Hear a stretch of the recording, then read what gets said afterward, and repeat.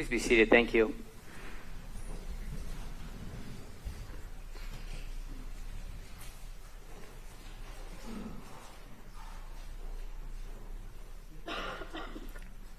Okay, we are back on the record after our lunch break.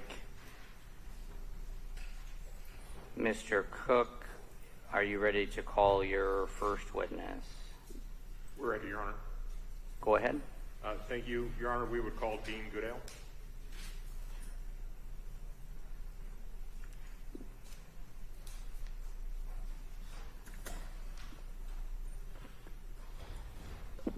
Have you raise your right hand? Do you promise or affirm to tell the truth, the whole truth, and nothing but the truth? Please have a seat.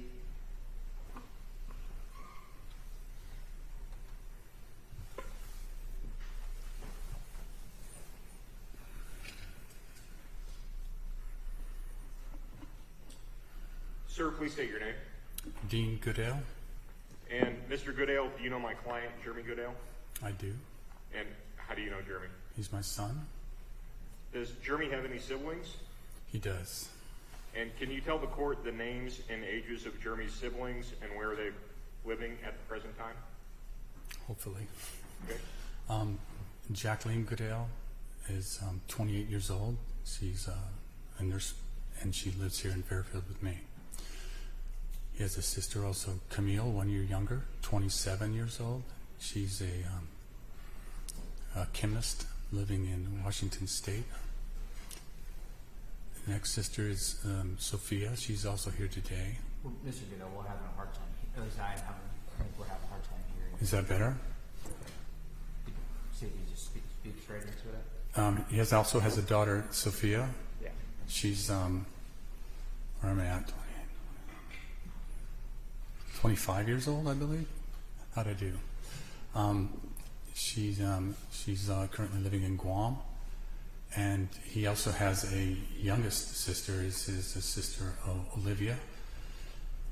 She would be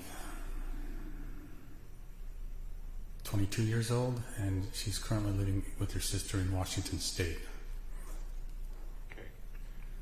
Prior to Jeremy's arrest in this case, where was Jeremy residing at? He was living here in Fairfield with me. Who was all living at your address on Hempstead Avenue here in Fairfield at the time of Jeremy's arrest? Myself, my daughter Jacqueline, and her son Dominic, and Jeremy. What is Jeremy's mother's name? Christine. And you and Christine are no longer married, is that correct? That's correct.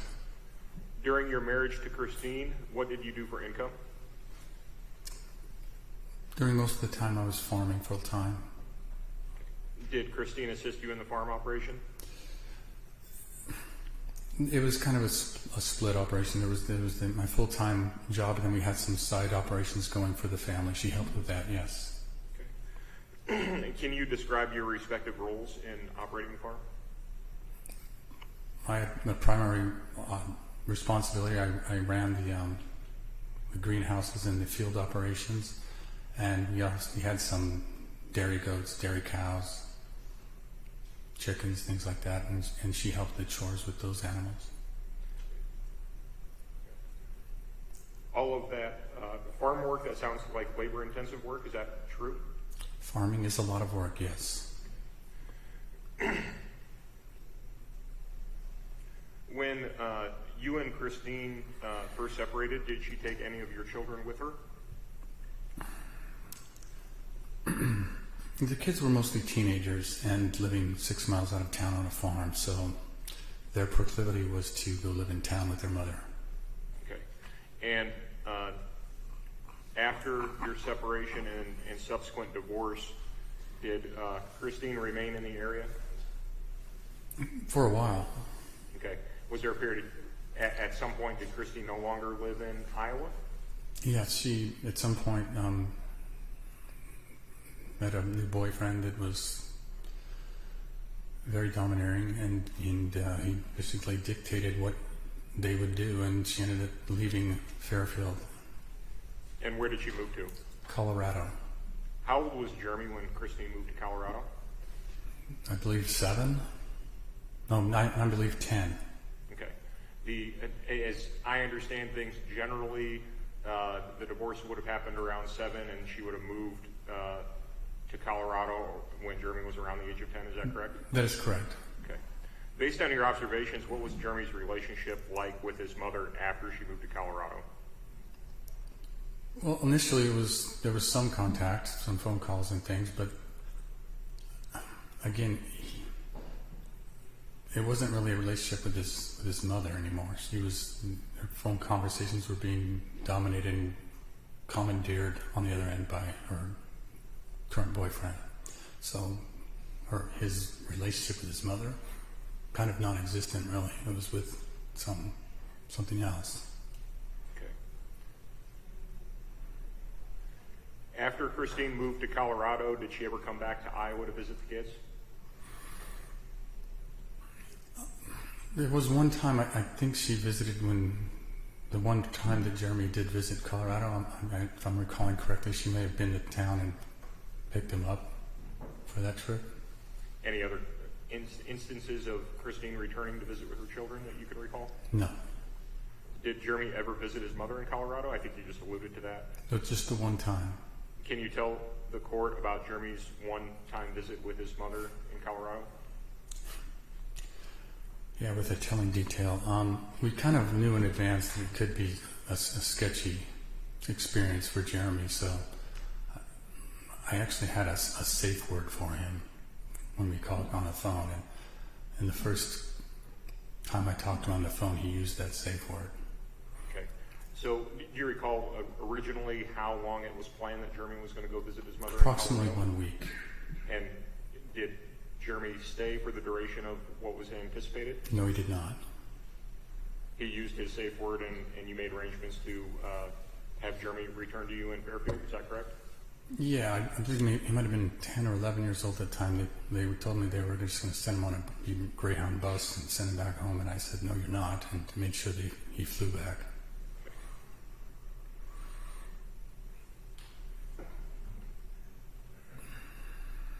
Jeremy was 12 years old when you sold your interest in the farm 6 miles out of town and you moved into the town of Fairfield. Is that correct? That's correct. When you moved into Fairfield, who all made the move with you? Myself, Jeremy, and his sister, Olivia. How long did the household consist of primarily you, Jeremy, and Olivia? 3 years. Okay. And then, as I understand things, a few months before Jeremy's arrest, Jackie and her son Dominic also moved in to the family home. Is that correct? At that time, Olivia had moved out, and yes, now Jackie and Dominic moved in, yes. Okay. What does Jackie do for a living? She's a nurse. And what is Jackie's typical work schedule like? Chaotic. Was Jeremy involved in the care of Jackie's son Dominic? Repeat that, please. Was Jeremy involved in the care of Jackie's son Dominic? Sometimes, he definitely spent a lot of time with him. Did you observe Jeremy to have a good relationship with his nephew Dominic? Absolutely.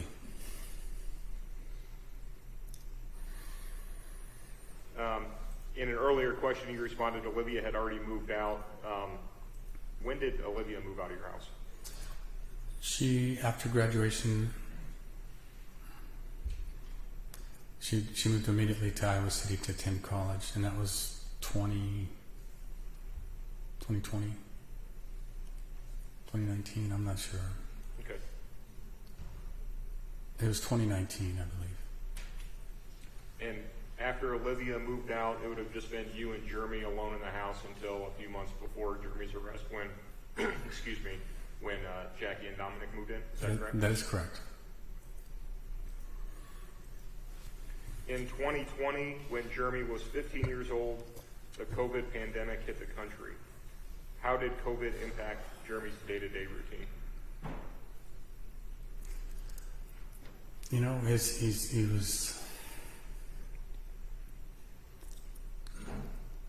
His mom kind of abandoned him. You take your time. Interpersonal relationships were so important to him. And we spent 2.5 years in a global war against interpersonal interactions. It devastated him.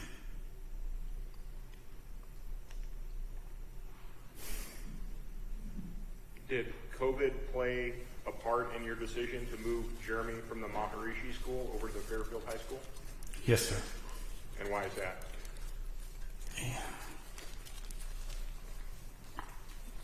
Sitting at home staring at a computer screen, there's no point in paying extra money for that, as far as I'm concerned.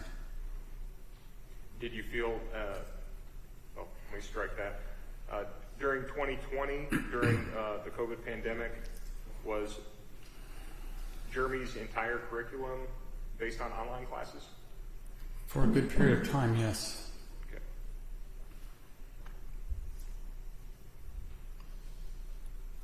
And how was Jeremy performing with his schoolwork when everything was online? Not very well. You know, I was a single parent at that time. I had to go to work. I had to provide for the family, and I was to leave a 14-year-old kid at home by himself. He had to be online because that's how they were getting their studies. It was an utter disaster, you can imagine. He was not doing his work.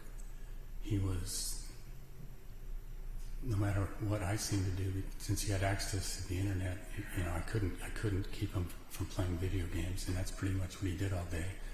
And it set up a terrible cycle of reprimand and then laying out what I expected from him and trying to support him every way I could, and then realizing he wasn't doing what I wished, and the relationship just, it was really rough. So you feel that the pandemic not only affected Jeremy generally, but also your relationship with your son? Definitely.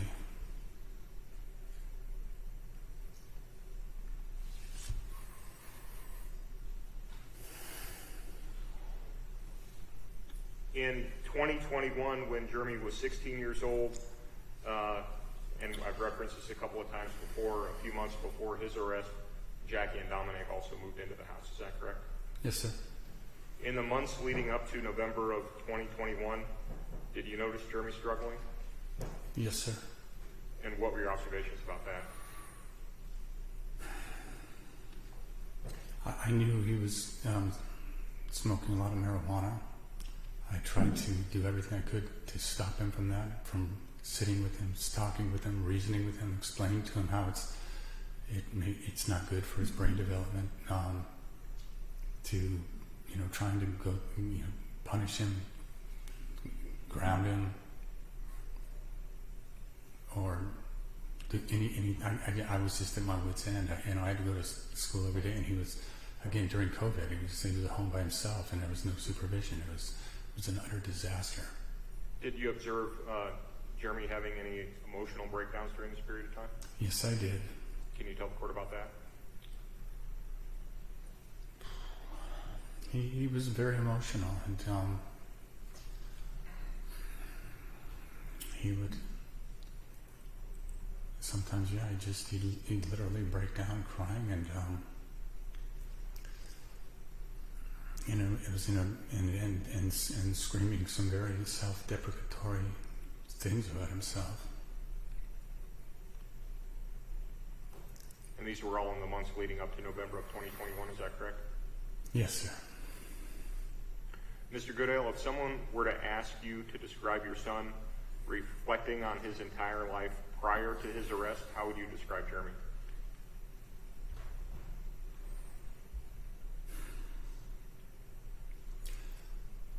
He was troubled, but he was also, highly intelligent. He did extremely well at times. So as a parent, you're hopeful, and you kind of focus on the positives and hope to work toward through the difficulties. Realize that in 2021, the year this horrific crime happened, he was Student of the Month in April.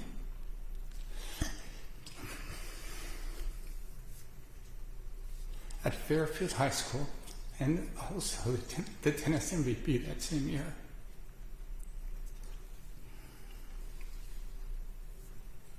Is it a safe assumption that you thought Jeremy was turning a level or turning a corner with his level of maturity? I was certainly hoping so. Were you concerned about Jeremy's maturity level? Yes, it was very clear to me that he was probably, in terms of emotional and intellectual maturity, he was probably at the bottom of the curve for his age group.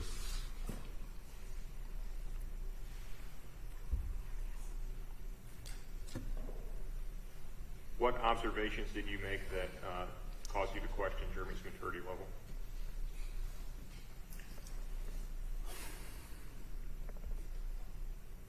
Specifics, I don't know if I can come up with a specific example. It's just observing his behavior on a day-to-day basis.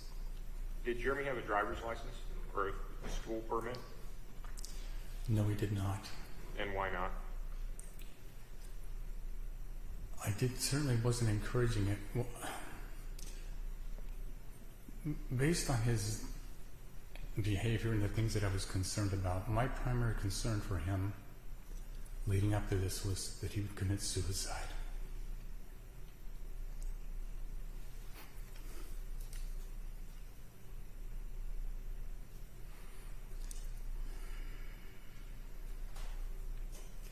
And given your concerns, you didn't feel that Jeremy was mature enough to have a driver's license or put himself in that situation, is that correct? That's correct. Would you be able to describe a fond memory that you shared with Jeremy over the years for the court's consideration? If I can get through it. Just take your time. I mean, there were many things. We played tennis, we camped, we fished. One of the things, though, that I was most proud of him for.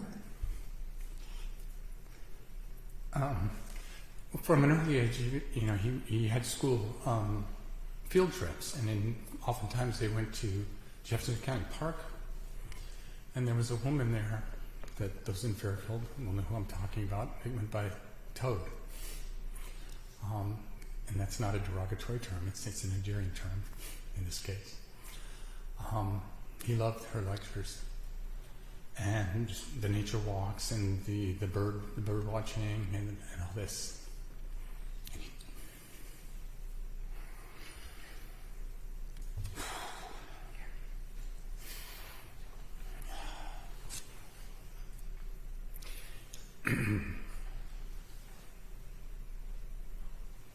He developed an interest in ornithology.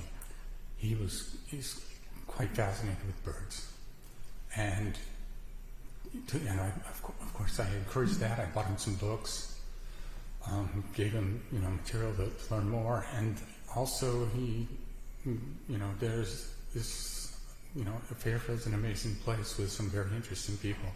There's a woman in town by the name of Diane Porter, and she's a world-renowned naturalist, photographer, and she doesn't have the technical title of ornithologist she should.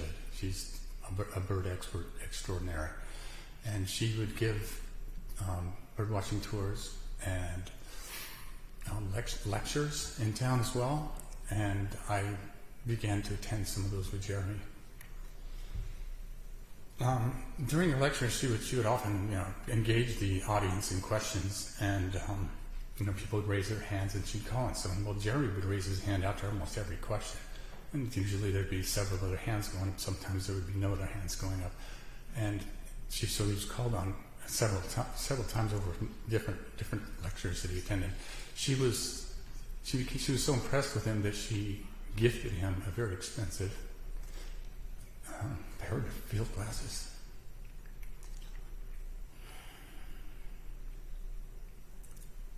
Mr. Goodale, since Jeremy's arrest back in November of 2021, have you maintained contact with him?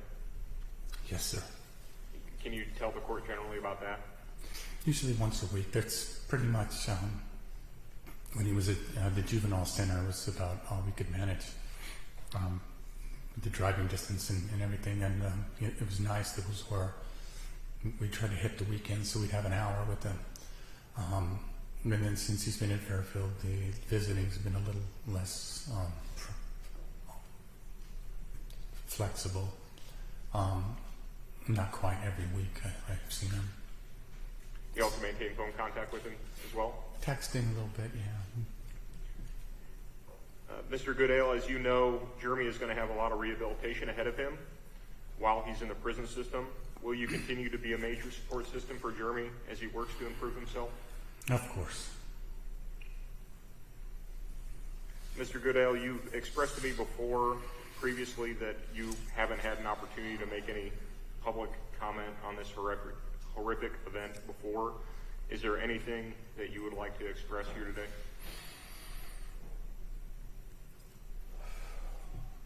When this first happened, my first instinct was to reach out to the Graber family.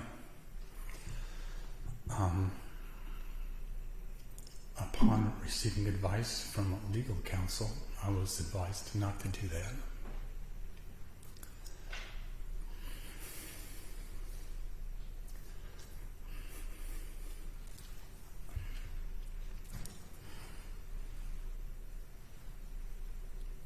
I'm just so sorry.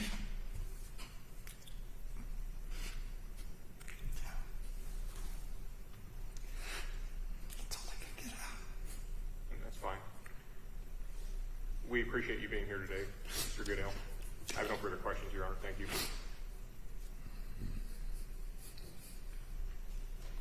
Is that a few questions? I'll have you turn the mic, or the microphone to you. There are more answers.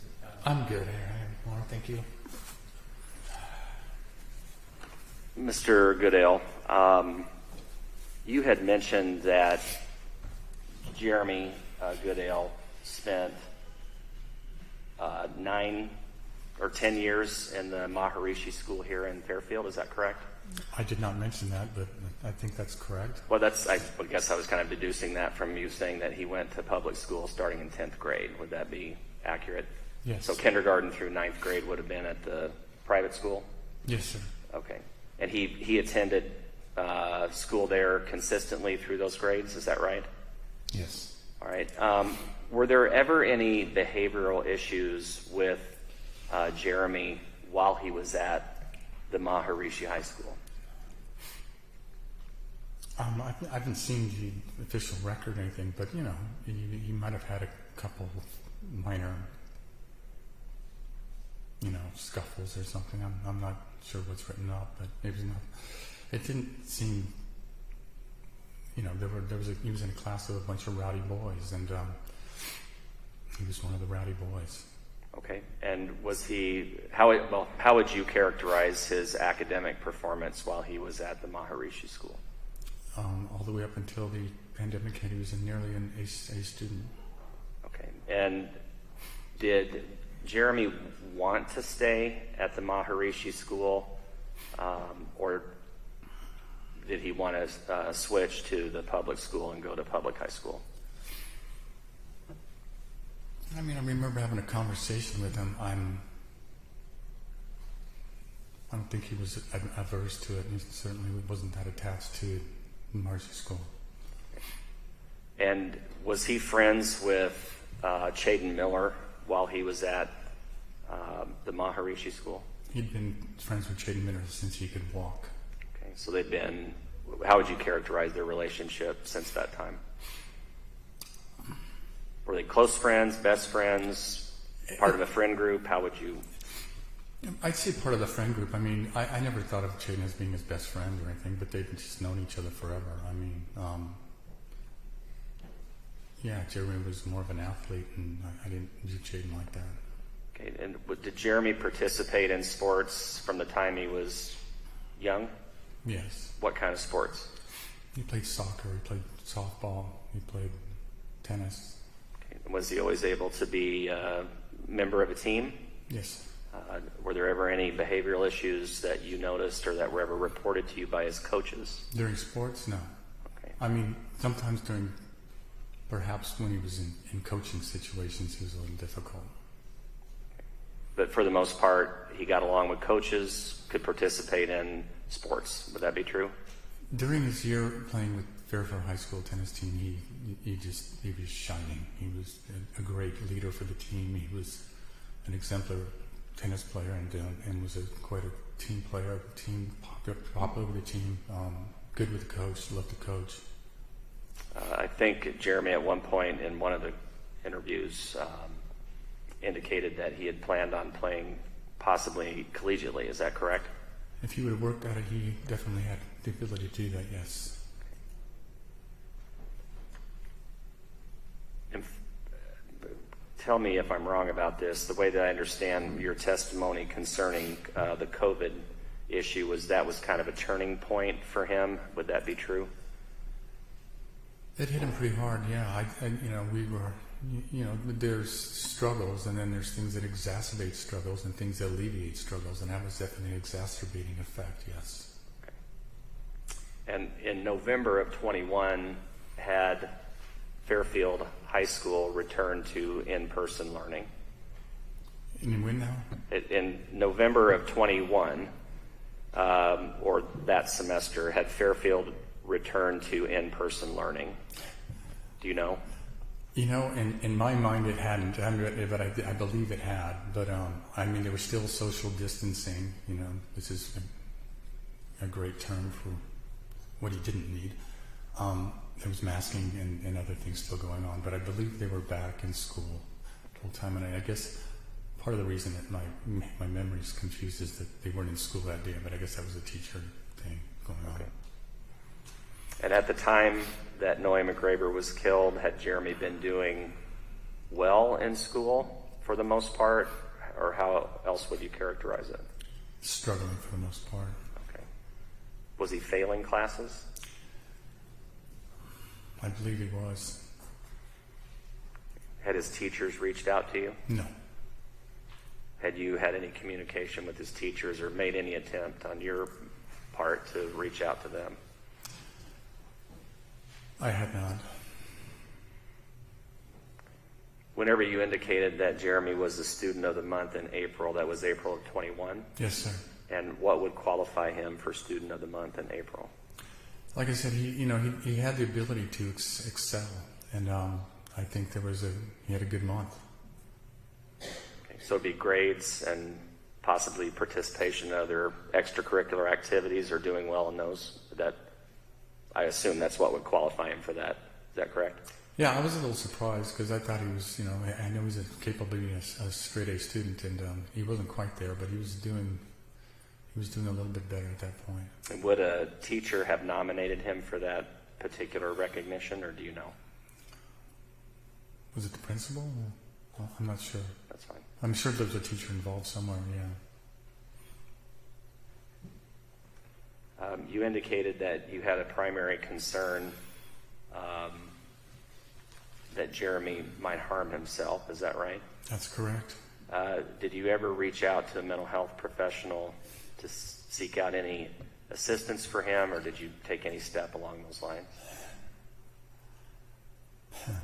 Thanks for asking that question. I'm going to go into a little bit of detail on that. Is that okay? That's fine. So he'd gone to Optime when he was younger for apparently 6 months or so. What is Optime? It's a local place here in town. They have counseling for all kinds of things. Okay.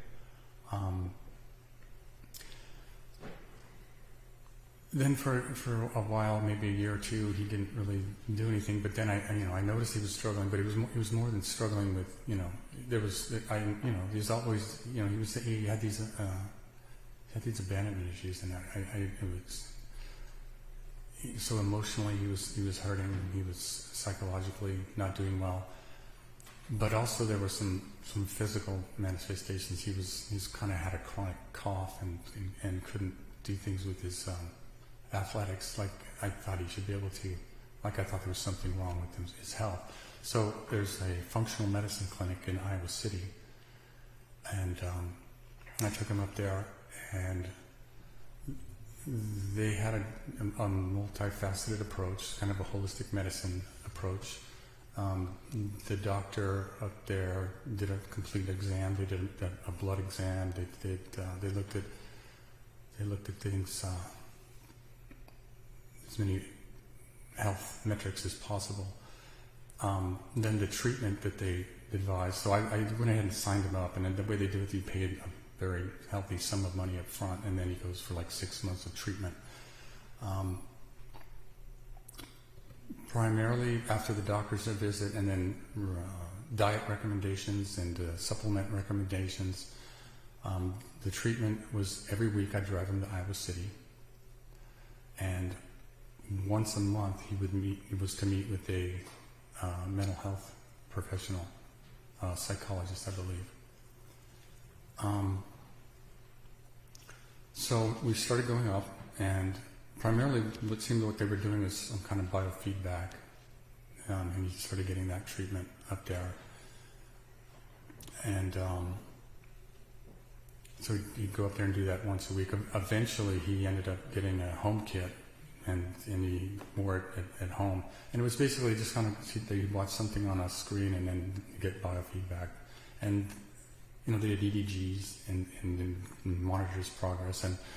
And based on what they showed me, it looked like there was some EEG verified progress he was making on that. The other aspects of the treatment up there, again, were visits with the doctor and diet and supplements, and then once a month he was to meet with a psychologist.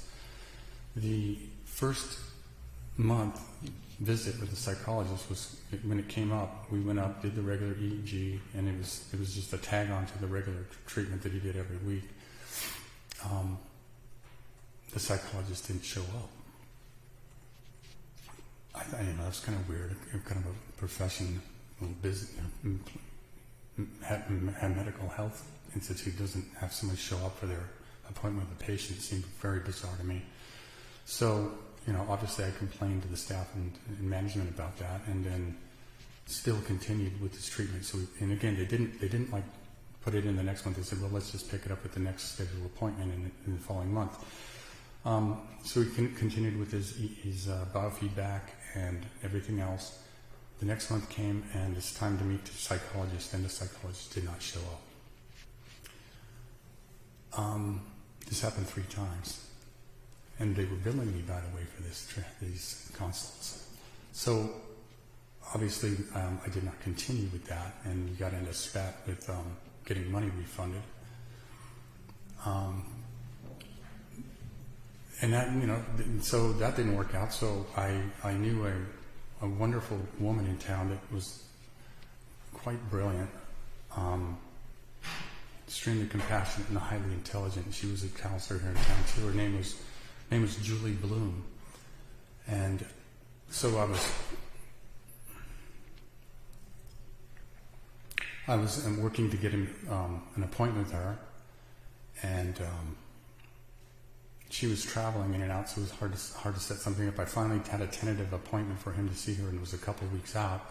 Before he was able to meet with her, she passed away from cancer. So I'm not one to give up, so I kept pursuing things. I also had a friend that I knew from college that was a well-known psychiatrist in town, and I was reaching out to him to see Jeremy when he lost his license for some malpractice business. I didn't give up then either. I kept looking for local people to be able to work with Jeremy, and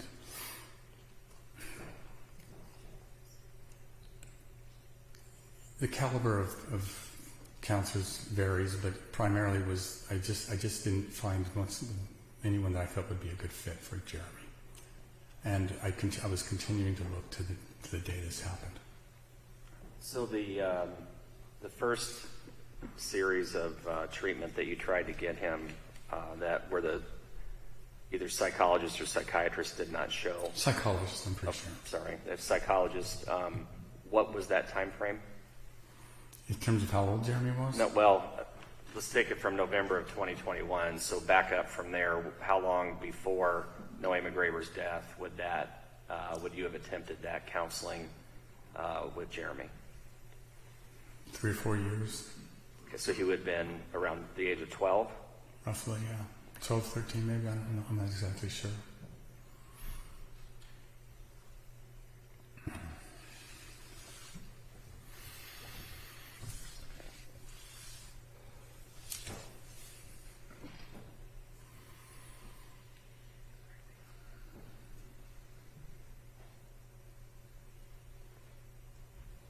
And you may have been asked this, but you've continued to have regular contact with your son since his arrest, is that correct?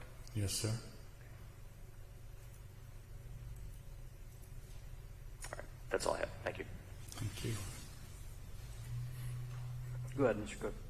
Thank you, Your Honor. Just a brief follow-up, Mr. Goodale. You were asked about counseling efforts that you made on behalf of Jeremy, and related to that, those efforts were back when he was around age 12. I think perhaps just to clarify for the court, those efforts at counseling had a lot to do with the abandonment issues that Jeremy was dealing with at the time, correct? Yes, and one more clarification. I mean, the functional medicine clinic might have been 12, but the other arrangements I was making were later, 13, maybe 14 as well. Okay. And ultimately, as you described, and I don't mean to put words in your mouth, but it sounds like essentially Jeremy didn't get any counseling due to the difficulties that you described, correct? It's surreal, yeah. You would agree with that? Yes. I have no further questions, Your Honor. Thank you, sir. You can step down. Thank you.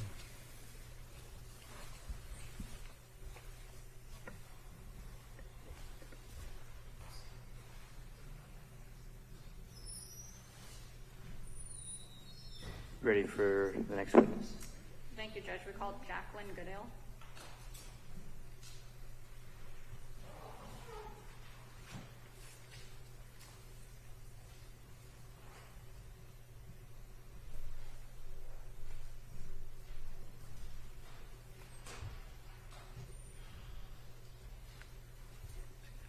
Do you promise or affirm to tell the truth, the whole truth, and nothing but the truth? I do.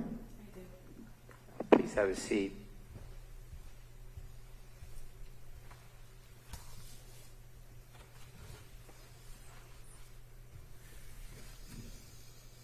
Can you please state and spell your name? Yeah, Jacqueline Goodale. JACQUELINE. Goodale, GOODALE. And you go by Jackie, is that right? Yeah, you can call me Jackie. And Jeremy is your brother? Yeah, What's the age difference between you and Jeremy? 10 years. You're older than him, is that correct? Yes. When you were younger, your family lived on a farm here in Jefferson County. Yes. What was life like on the farm? It was a lot of hard work, and we had a lot of animals and a lot of kids. And specifically, what were your duties when your family lived on the farm? I helped take care of Jeremy a lot. I changed his diapers when he was little and fed him and did his schoolwork with him, and while my parents were doing a lot of the physical farm work. How much time did your parents spend tending to the farm? With the 5 cows and 40 goats, they milked them early in the morning and then milked them again late in the evening. Did you also help with farm work? Yeah, here and there. We had the brunch, weekend brunch. I think I partook in that a lot. Otherwise, food processing from the garden, canning, not so much milking animals or feeding the animals. You were primarily useful to your family by taking care of and supporting Jeremy, is that right?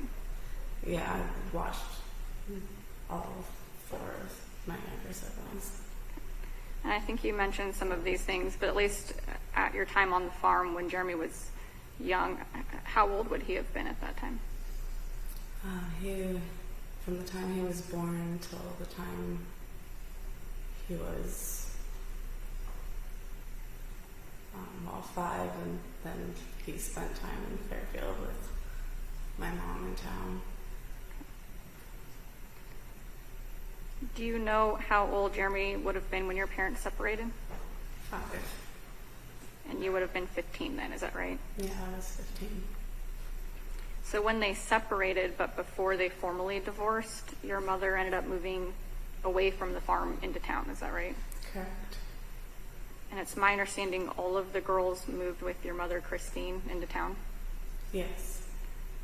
Did Jeremy still live with Dean at the farm?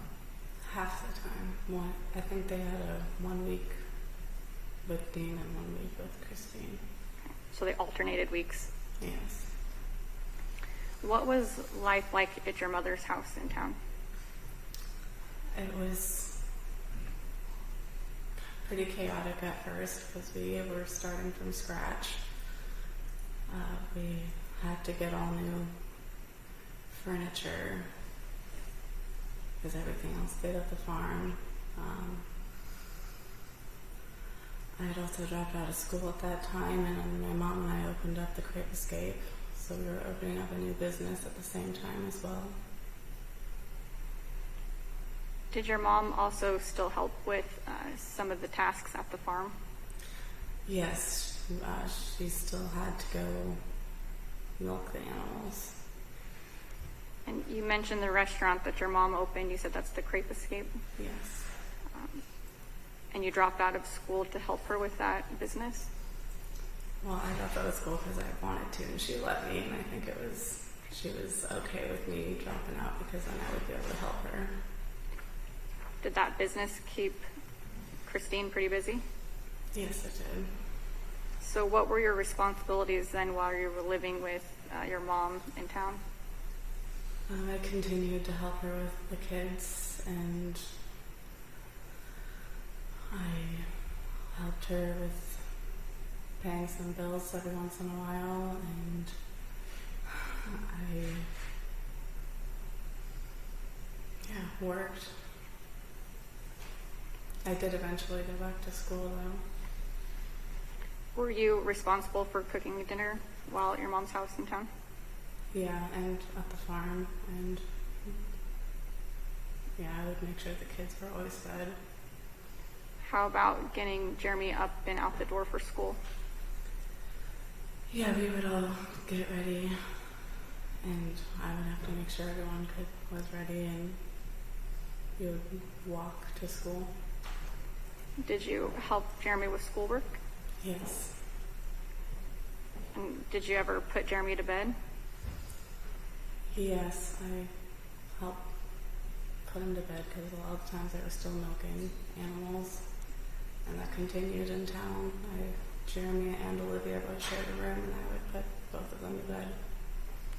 How consistent were you doing these things? Helping him get ready for school, putting him to bed, cooking dinner? How regular was that in the house? I guess every week when he was at my mom's. Several nights of those weeks? Yeah. Were you in charge of supervision while Christine was out of the house? Yes. Would you say Christine had a strong focus on supervision or parenting of her children? She did have rules, but she didn't quite enforce rules, and she was very lenient, and I think that's one of the reasons why all 3 of her oldest daughters ended up dropping out of school, because she didn't really enforce school or other rules and boundaries. So at least coming from her, it sounds like there wasn't much structure. Is that fair to say? Yeah. After your parents formally divorced, your mother ended up dating a man by the name of Jeff Griggs. Yes. Is that right? How did your life change once he came in the picture? He changed everything. He controlled everything. He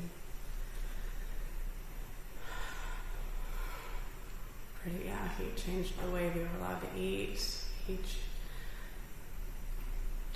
locked the doors at 9:30 every night, so if we weren't home, we were locked out.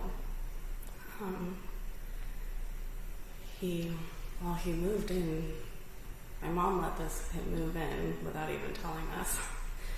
So I think we were a house full of girls, and this strange man came in. I think they were maybe dating for 3 months. And then he took over our house. He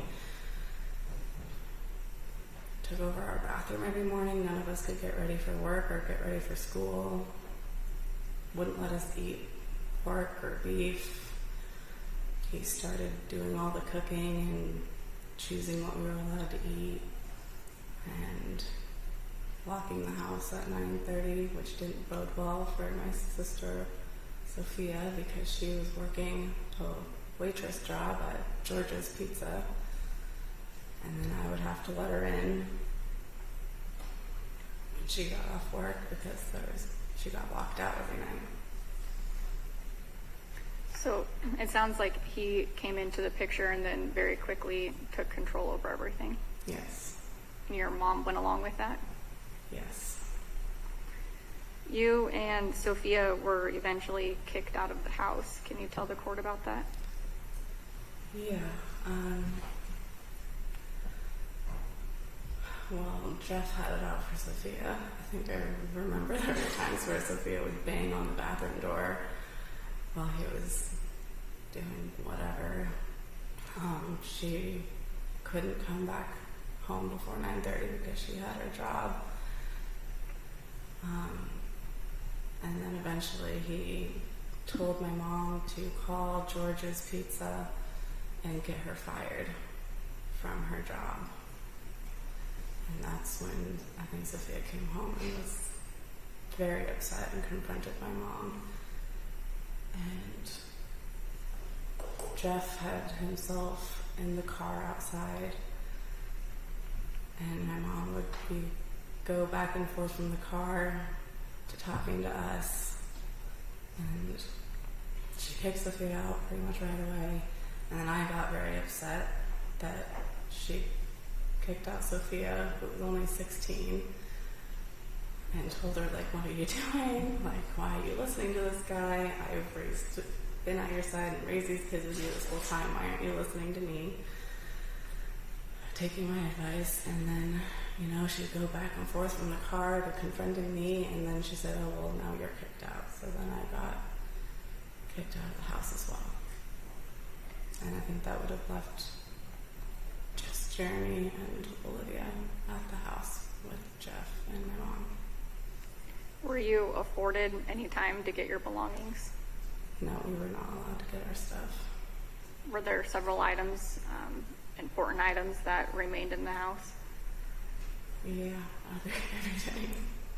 Like a license, we passport? got licenses, passports, birth certificates, and we still never got those. We had to get copies and get new passports and new licenses. Where did you go when you were kicked out of Mom's house?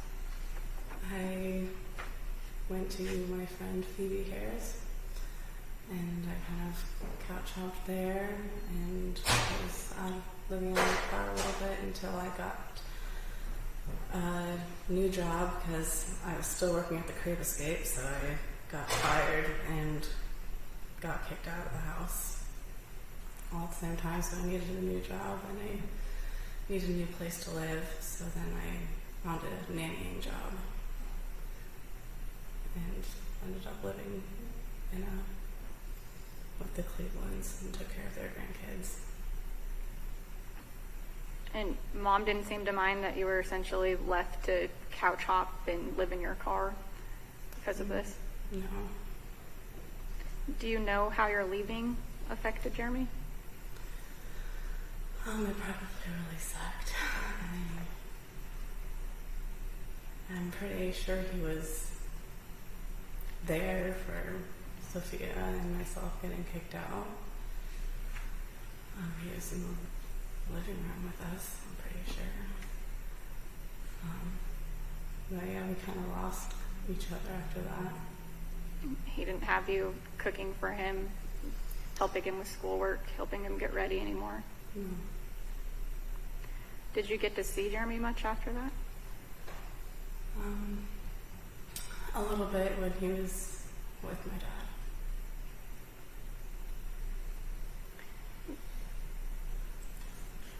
When did Christine and Jeff move to Colorado? I don't know the exact year, but it would have been when Jeremy was 10. Did you have any contact with your mom after she moved to Colorado? Yeah, I reached out a lot, specifically when I got pregnant. And then after I had my son, I wanted her to meet him. And I had sent her pictures of Dominic growing up. But she never responded. Did you ever offer to travel to her so that she could see her grandson? Yeah, and she didn't want me to come. At what point did you move back in with Dean and Jeremy? I separated from my husband and moved away from Davenport back to Fairfield in 2021, August. So just a few months before everything that happened and what led up to his arrest? Yes. When you were living there, now in August of 21 with Dean and Jeremy, did you take on some of the household responsibilities again?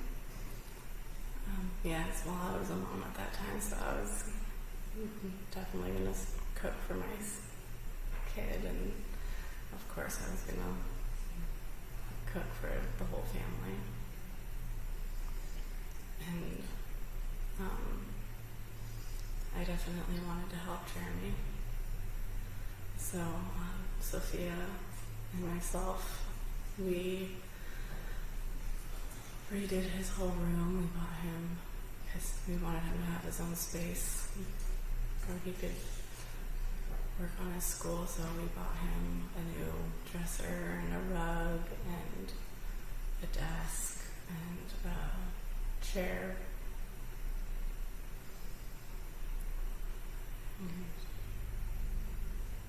And we just wanted him to be successful at school. I mean, it was hard, and him having his own space would be important. And it was you and Sophia who went out and got him those things? Correct. You just mentioned you have a son, right? Yes. He was also living with you and Dean and Jeremy? Yes. And his name's Dominic, is that right? Yes. Okay. What was Dominic and Jeremy's relationship like at that time in August? It was very, very good, very beautiful. I really enjoyed seeing Jeremy be the older sibling type of person where he would play and take care of my son. They definitely. Jeremy helped me a lot. He babysat Dominic a lot for me too, because I was working a 12-hour night shift weekend package in Davenport and commuting back and forth to Davenport and Fairfield. So every Monday, he would definitely help.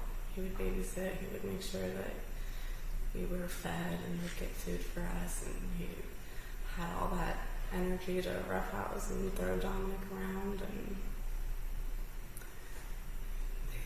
they played a lot. Would you say Jeremy's a good uncle? Yes, Jeremy's a very good uncle.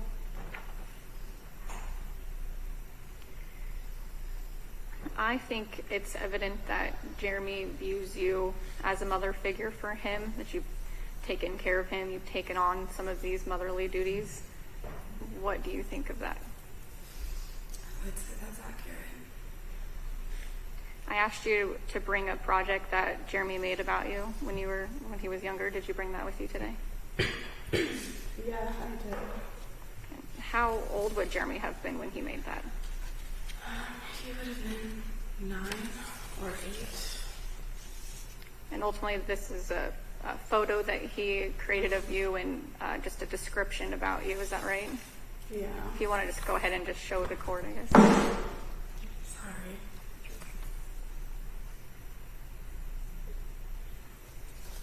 Can you go ahead and read what Jeremy wrote about you when he was 8 or 9 years old? All right, yeah. Jackie Goodale by Jeremy. Her name is Jackie. She is my sister. She lives in Iowa. She was very interested in Native Americans. She's very athletic.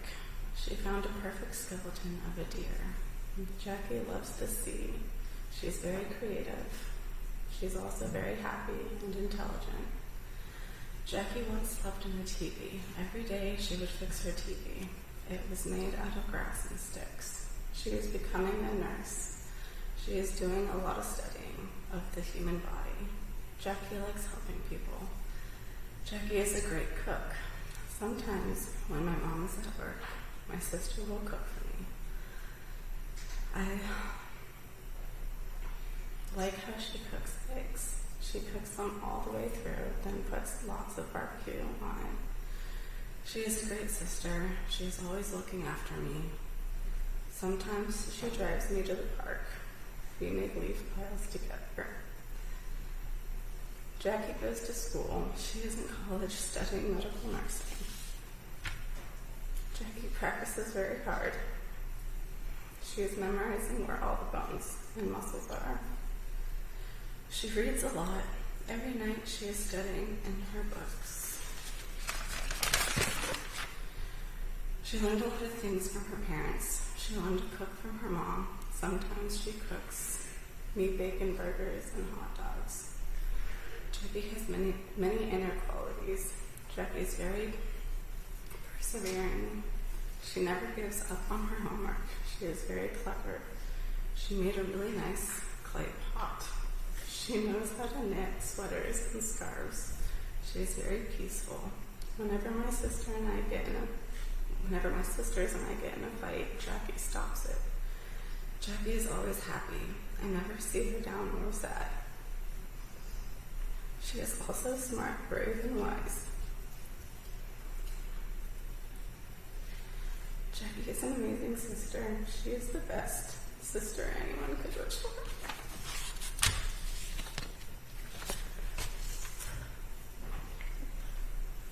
Where do you usually keep that project?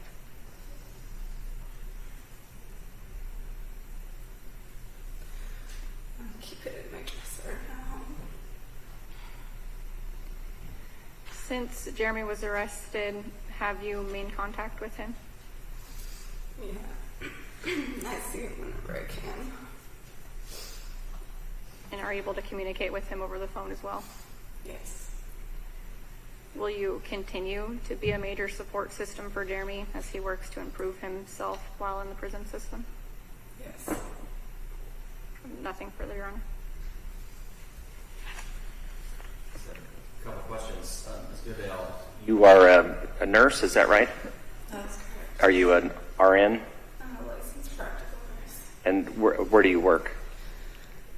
I'd rather not share that just because I have gotten some really bad death threats. And Okay, that's fine. Do you work locally here? Within my travel, and I also work within 30 minutes of the Fairfield. That's fine. I appreciate it. Thank you. That's all the questions. All right. Thank you. We're going to take a 15-minute break. In recess.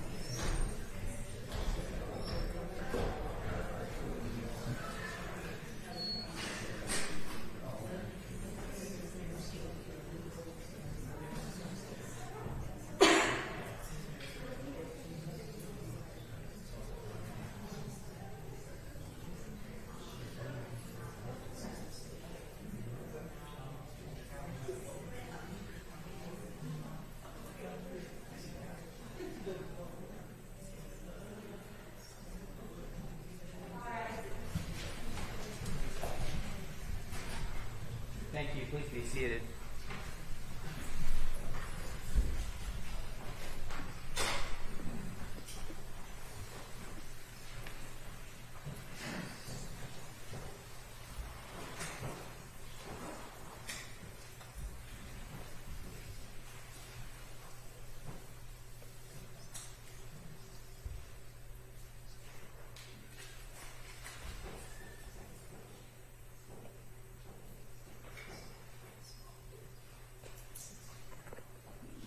We are back on the record.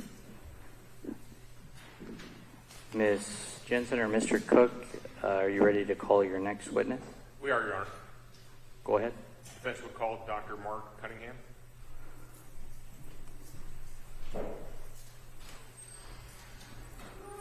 Dr. Cunningham, will you raise your right hand?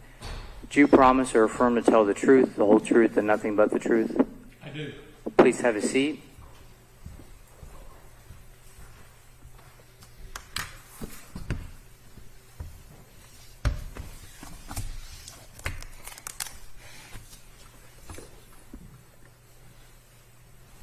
Whenever you're ready, Mr. Cook.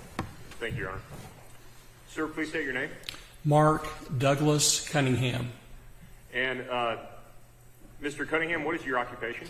I'm a clinical and forensic psychologist in private practice and also an independent research scientist. Can you tell the court how long have you been a licensed psychologist? I've been a licensed psychologist for 43 years. Can you tell the court about your educational background?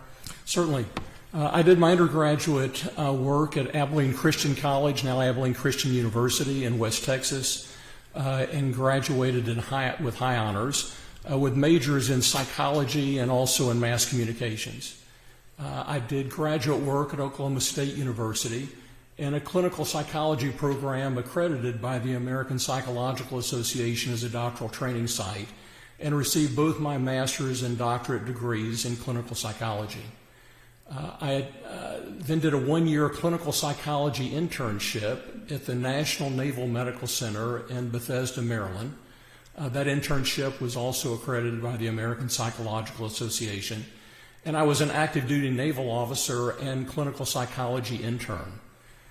I was then assigned as a staff psychologist at the Naval Submarine Medical Center in Groton, New London, Connecticut.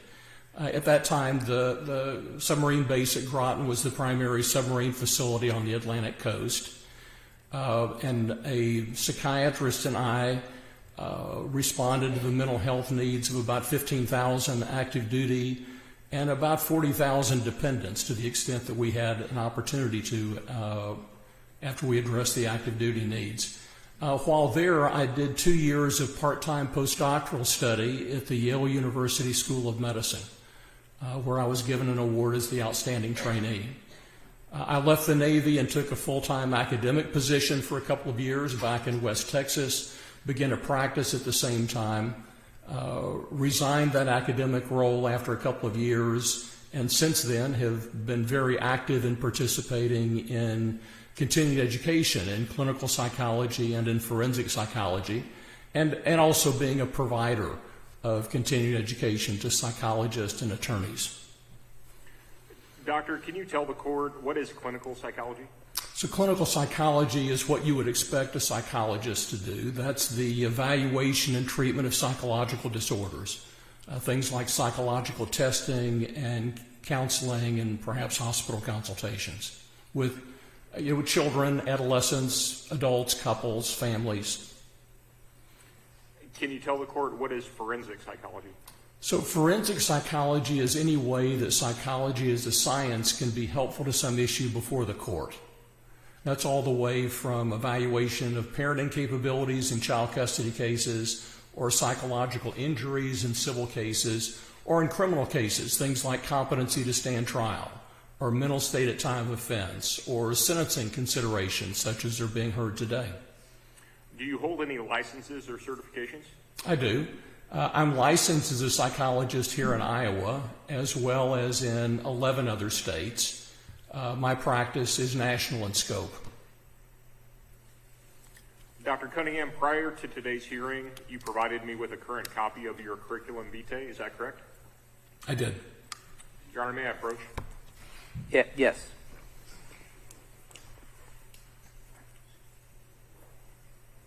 Dr. Cunningham, I'm handing you what has been previously marked as Defense Exhibit I. Can you tell me, do you recognize that document?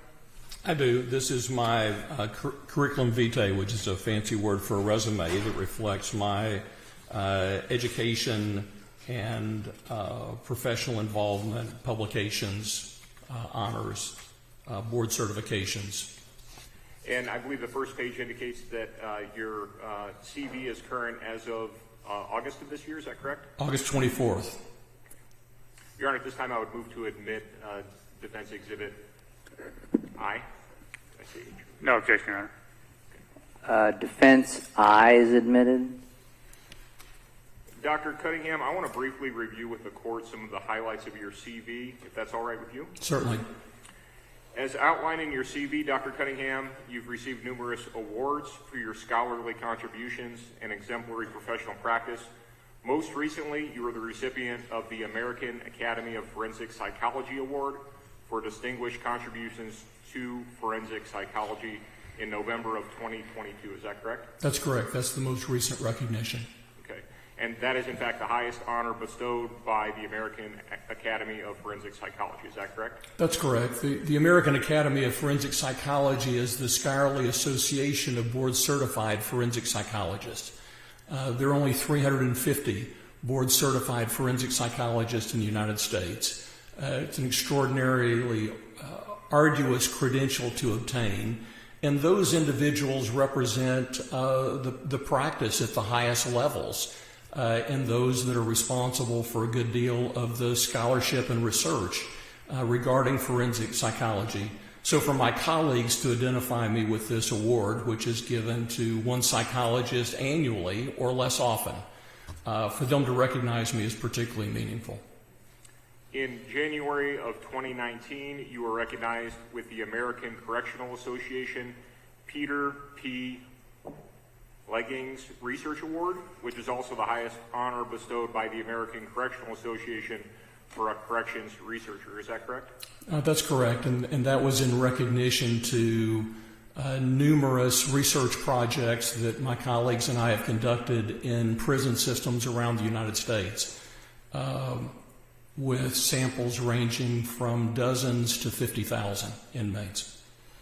And in 2012, you were the recipient of the National Register of Health Services Psychologists A.M. Wellner, Ph.D. Lifetime Achievement Award, which was, again, the highest honor bestowed from among 12,000 registrant psychologists. Is that correct? That's correct. Dr. Cunningham, do you hold any fellowships? So I'm a fellow of the American Academy of Forensic Psychology. That means I'm board certified in forensic psychology. I'm also a fellow of the American Academy of Clinical Psychology. That reflects that board certification in clinical psychology, both of those by the American Board of Professional Psychology, which is the board certification organization that's recognized by the American Psychological Association. I'm also a fellow of the American Psychological Association. That's a distinction that requires election by the Council of Representatives of the American Psychological Association, and it reflects unusual and outstanding contributions to the practice and science of psychology on a national level. Dr. Cunningham, you are the author of 58 professional publications, including 2 books or edited volumes on capital sentencing and a chapter entitled Miller Evaluations, which I think is particularly pertinent in this case, in a book, The Rutledge Encyclopedia of Psychology in the Real World, Psychology and Law. Is that correct? Oh, yes, sir. Actually, I'm the author of one book, and then I was the editor of a special edition of a peer-reviewed journal examining capital sentencing issues. So it's kind of like a book, but not quite. And then that book chapter on Miller Evaluations is among my scholarly publications. During the course of your distinguished career, Dr. Cunningham, you have twice provided testimony to the Texas State Senate Criminal Justice Committee, and in addition to the Illinois Governor's Commission on Capital Sentencing. Is that correct? That's correct. In the course of your career, Dr. Cunningham, how many capital or murder cases have you worked on? So I've worked on over 500 murder cases. I've testified at sentencing trials in about 240 death penalty cases around the United States. I've testified at various levels in appellate proceedings in capital cases well over 100 times, and then there are numerous other cases that were not death penalty in nature, still homicides, that I've worked on as well. Your Honor, at this time I'd ask the court to recognize Dr. Mark Cunningham as an expert in the fields of clinical and forensic psychology.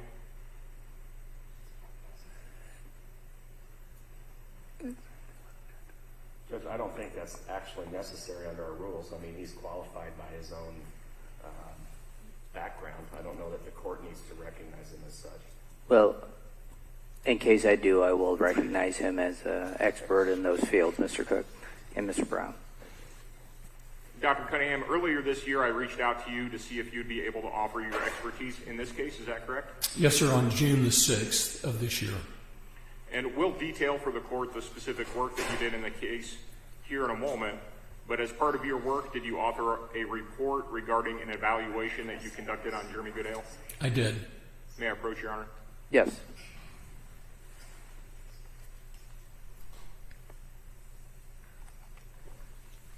Dr. Cunningham, I'm handing you what I have previously marked as Defense Exhibit H. Would you take a look at that document, please?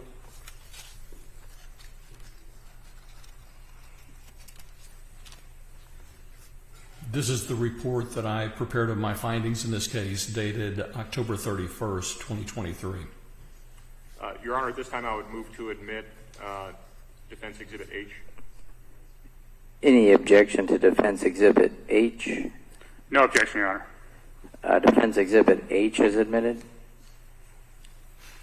Dr. Cunningham, as part of your testimony here today, I understand that you've prepared some PowerPoint slides to assist the court in understanding your expert analysis. Is that correct? That's correct. Your Honor, I would move to admit Dr. Cunningham's slide deck as a demonstrative exhibit at this time and request permission to publish to the court as we go through direct testimony with Dr. Cunningham. Any objection from the state? Is this derived from something? Is this derived from his report? Yeah, it's everything coming from the slide shows from the report, Your Honor. No objection. Mr. Cook, you may publish and use as demonstrative those exhibits or those slides. Okay. Dr. Cunningham, let's start with the focus of your evaluation. What were you asked to do in this case? So I was asked to evaluate two issues. I was asked to evaluate the implications of his immaturity, and that's more broadly a concept called mitigation or moral culpability, the raw materials that one brings to decision making. So I was asked to evaluate his immaturity and the implications of that. I was also asked to evaluate his likelihood of a successful adjustment to the community someday when he's released. The formal discussion of that, or the formal title of that, is parole recidivism. We could also think of that like rehabilitation. What's the potential that he will be rehabilitated such that on release to the community, he will not engage in criminality or criminal violence?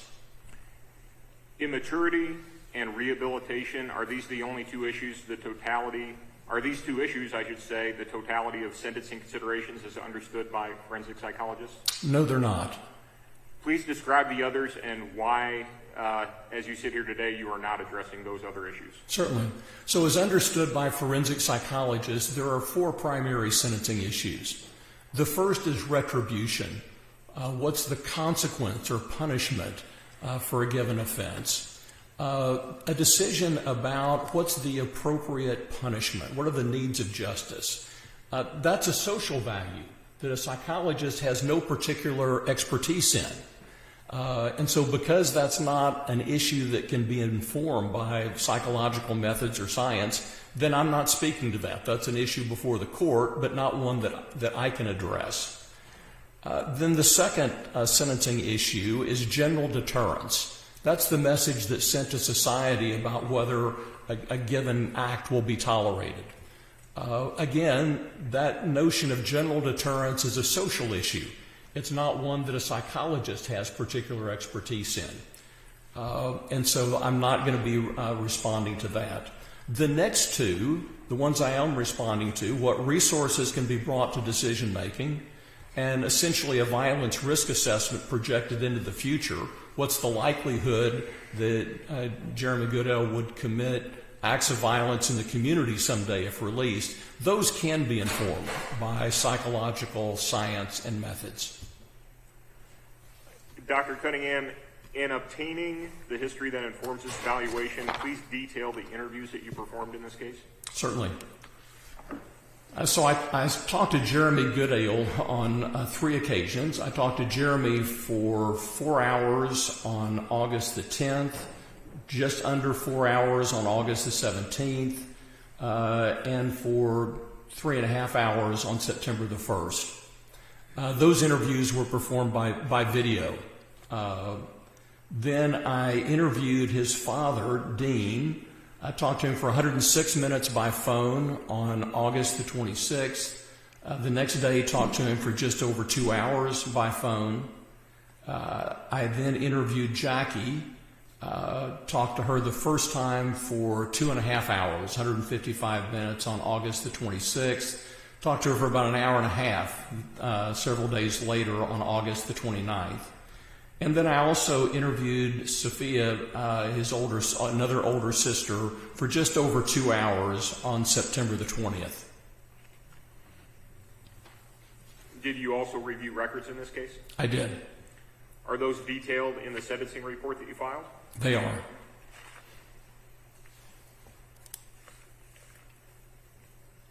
Dr. Cunningham, let me turn to the first arena or focus of your evaluation. Is moral culpability as a sentencing consideration discussed on pages 8 and 9 of your report? Yes, sir. Please explain what you mean by moral culpability. So moral culpability is a term of art that captures this idea of the resources that one brings to decision making. And by term of art, I mean it's a concept, it's a term that's understood by the combination of the words. It's not about morality per se, and it's not about culpability per se, like is he guilty or not, or does he face punishment or not, but instead it's a combined term, much like my highest degree is a PhD. That's a doctor of philosophy. That's a term of art. I've actually never even had a course in philosophy. But a PhD or a doctor of philosophy degree is the highest degree given in any specialty area, in any academic area. So you get a doctor of philosophy in chemistry, a doctor of philosophy in mathematics, a doctor of philosophy in English, doctor of philosophy in psychology. So it's a term of art. You're a Juris Doctor. Don't treat any patients, but that JD is a term of art. And that's what moral culpability is. It's best understood, or we understand it not from the separate words, but from the combined meaning that those give. Dr. Cunningham, from your scholarship and experience, is it important that the mental health expert to have, mental health expert to have an understanding of the relationship between developmental factors to choose and the moral culpability? Well, absolutely, and this is something that is fundamental to what psychology can illuminate in a sentencing proceedings. And that's how were the resources that this individual brought to his decision-making, to his self-control, to his moral reasoning, how are those impaired or lessened or impacted by the life events and resources that he brought to that decision-making? It's what the Supreme Court has referred to as the diverse frailties of mankind. In other words, that a given offense by two separate individuals, as we look at moral culpability, is not the same, because those two individuals may differ significantly in their diverse frailties and the raw materials they brought to that decision making. So moral culpability, or immaturity for that matter, is not something that's either present or absent. It's what psychologists would say, it's not a dichotomous variable. It's not two different things. Instead, it's not either or, it's on a continuum of capability that's brought to decision making. Dr. Cunningham, as understood by a forensic psychologist undertaking an analysis of moral culpability for sentencing, what factors are fundamental to the moral culpability of a youthful offender? Well, those have to do with the relative degree of immaturity that may be present, as well as adverse factors. I mean, so there's a certain level of immaturity that may be a function of age alone. And then there's also what adversities may have happened in this individual's background that would act to reduce the functional maturity that that individual can bring to bear. Dr. Cunningham, it appears that you have a model that perhaps reflects the relationship between developmental factors of immaturity, choice, and moral culpability. Is that correct? That's correct. Can you describe the model for the court, please? Certainly. So on this graphic, there's a scale of moral culpability from high to low. And then we have a horizontal line that has choice on it. And then we have immaturity and adverse factors. Well, the relationship of these is that as the immaturity and adversity increases, that choice is increasingly pathologically inclined, and moral culpability is correspondingly reduced. So greater immaturity and adversity, steeper angle of the choice, the lower the level of moral culpability. Now, there's still a choice, but clearly the person who has a choice on this line is very different than that individual whose choice rests on a flat line in terms of the resources they brought to bear. Dr. Cunningham, as we consider Jeremy's youthfulness and the presence of adverse developmental factors in his background, can you please explain the nexus between adverse developmental factors and bad outcomes in adulthood, including criminal violence and even murder? Certainly. So there are two ways that we might think of that, or two analogies. As we think about the relationship between childhood and then teen and adult outcomes. So one perspective is that it's like a gunshot, where there is a clear and very obvious trajectory between the events that happened in childhood and the outcome that this person expresses. So, for example, Johnny sees his father beat his mother in a very particular way, saying particularly demeaning things. And someday Johnny grows up and he's violent with his partner in a very similar way and saying very similar demeaning things. So that's an example of like a gunshot trajectory. You can easily see the relationship between those. Now you see that sometimes, but that's not the primary way that adversity in childhood affects outcome. More often it's like radiation. So it's like the child is getting a massive dose of radiation from these traumas or deprivations that they're experiencing as a child. And they may show some reactions at the time, but then things seem to kind of be okay. And then years later, tumors begin to grow. Now those tumors look nothing like the radiation. They're what happens in response to the radiation. Now, different people grow different types of tumors in different places. And so it may vary in terms of the harm that it causes. The way that we know that those two things are connected is because those children who got that radiation have a much higher incidence of cancer than the kids who don't. That's how we know that one thing is connected to another. And so as we try to understand anybody's life, and in this instance, Jeremy's life, it's helpful to have this perspective that we've got two different ways that these things, that his adversities may end up impacting how those are expressed. Can positive childhood experiences also have this gunshot connection to constructive outcomes in adolescence and adulthood? Well, that's what you're hoping. I guess the reverse of these is that positive experiences have a gunshot trajectory with positive expressions, and that instead of radiation, you're giving the kid a lot of vitamins, and those end up promoting a better outcome. So, yeah, both of these work in reverse, but positive experiences can have a positive gunshot effect. Doctor, is there another concept that is important in understanding the connection between adverse factors and bad outcomes? There is. And that I call the 100% penetration theory versus cigarettes and lung cancer or Superfund sites. And here's what I mean by that. So someone could pose, well, Dr. Cunningham, everybody who has a lot of deprivations in their childhood doesn't end up being criminally violent, much less killing somebody. As if that in order for one thing to be connected to another requires a 100% connection between stimulus and outcome, between adversity and criminality. Now, if we use that metric, then it would be clear that cigarette smoking has nothing to do with lung cancer. Because, see, only about 1 in 4 lifetime heavy smokers get lung cancer. So I guess that means it has nothing to do with it, since 3 out of 4 do not.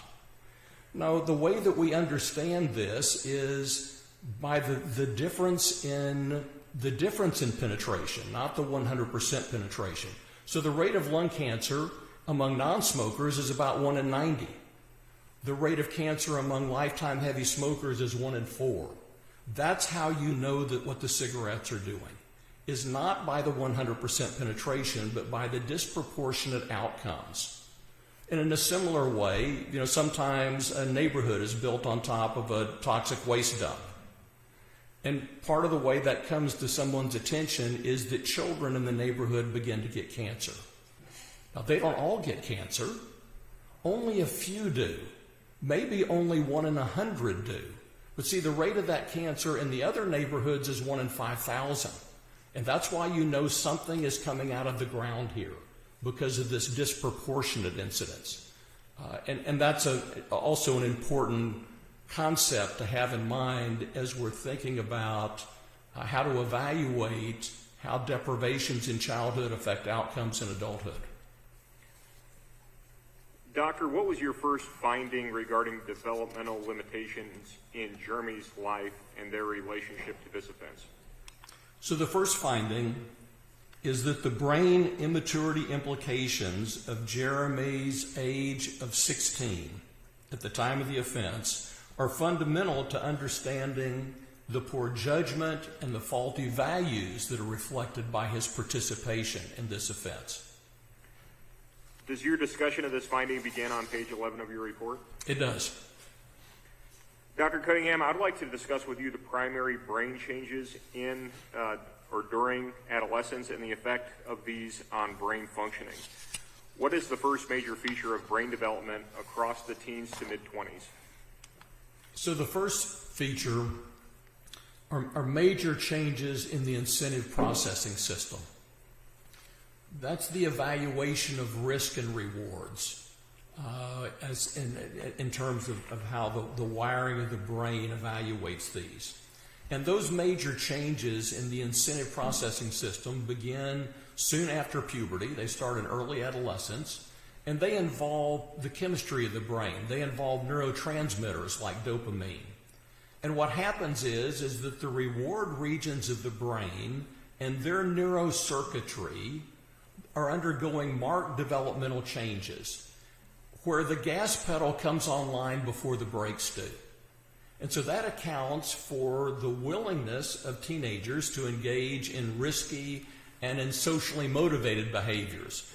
Behaviors that promote friendship or acceptance, or that help them fit in, that kind of thing. And so teenagers then are particularly vulnerable to risk-taking, reward-seeking, peer-influenced behaviors. Doctor, what's the next primary aspect of brain development in adolescence? The next major change is synaptic pruning.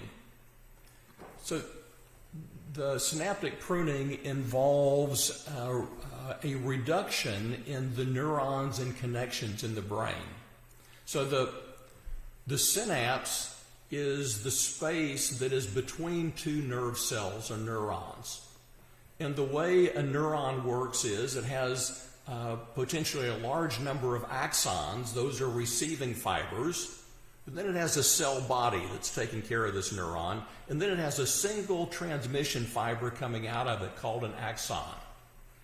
And that axon comes right up against the dendrites, the receptive fibers of other neurons, but it doesn't touch them. Instead, there's a space between them called a synapse. And all a neuron can do is fire or not fire an electrical impulse. So depending on how these dendrites are stimulated, that may cause this axon to either be inhibited from firing an electrical impulse or facilitated to fire it. That electrical charge moves down that axon, gets to the synapse, and releases chemicals into that space, neurotransmitters, close to the dendrite receptacles of these other neurons that cause them to either fire or not fire.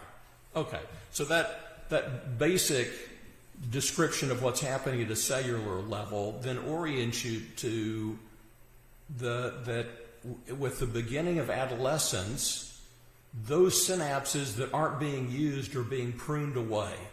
So you actually have a reduction in neuron volume in the cortex associated with this synaptic pruning. And essentially what that's doing is the things that you already know, you learn how to do much better. The language that you can speak, you become even more capable of speaking. But learning a new language after the age of 12, that's not going to be so easy to do. So before the age of 12, while you've got lots of flexibility in these synapses, you can learn a foreign language just by being exposed to it, just to live in that culture. Don't have to study or memorize anything. And you gain native speaker fluency. After the age of 12, you're going to have to study and memorize, and you'll probably always have an accent. Well, what's happened is that the synapses that were not being used associated with that other language acquisition have been pruned away. And that pruning process occurs from the back of the brain to the front of the brain, where the frontal lobes are among the last to undergo that full synaptic pruning. Dr. Cunningham, do you have a graphic reflecting this synaptic pruning and reduction in gray matter? I do.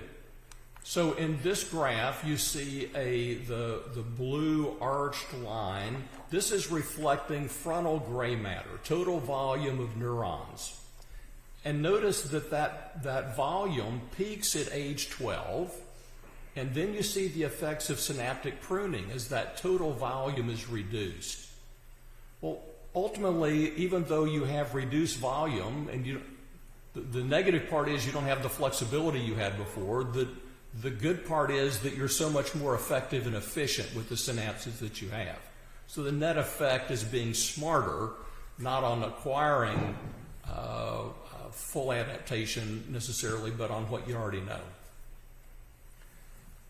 Dr. Cunningham, has this progressive brain development from the back of the brain to the front of the brain been demonstrated in any imaging studies? It has, and this I'm going to be showing a time-lapse imaging of brain maturation between the ages of 5 and 20, and this is constructed from MRI scans of healthy children, and this time-lapse compresses 15 years of brain development into just a few seconds. The red indicates more gray matter, and the blue less gray matter. And that gray matter then wanes, in other words, it's reducing from the back of the brain to the front of the brain. So the areas that are performing more basic functions mature earlier.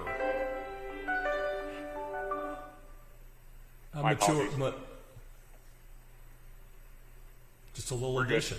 Sorry. Those areas, for example, that are affecting your coordination come online before the areas that control your emotions and self-control.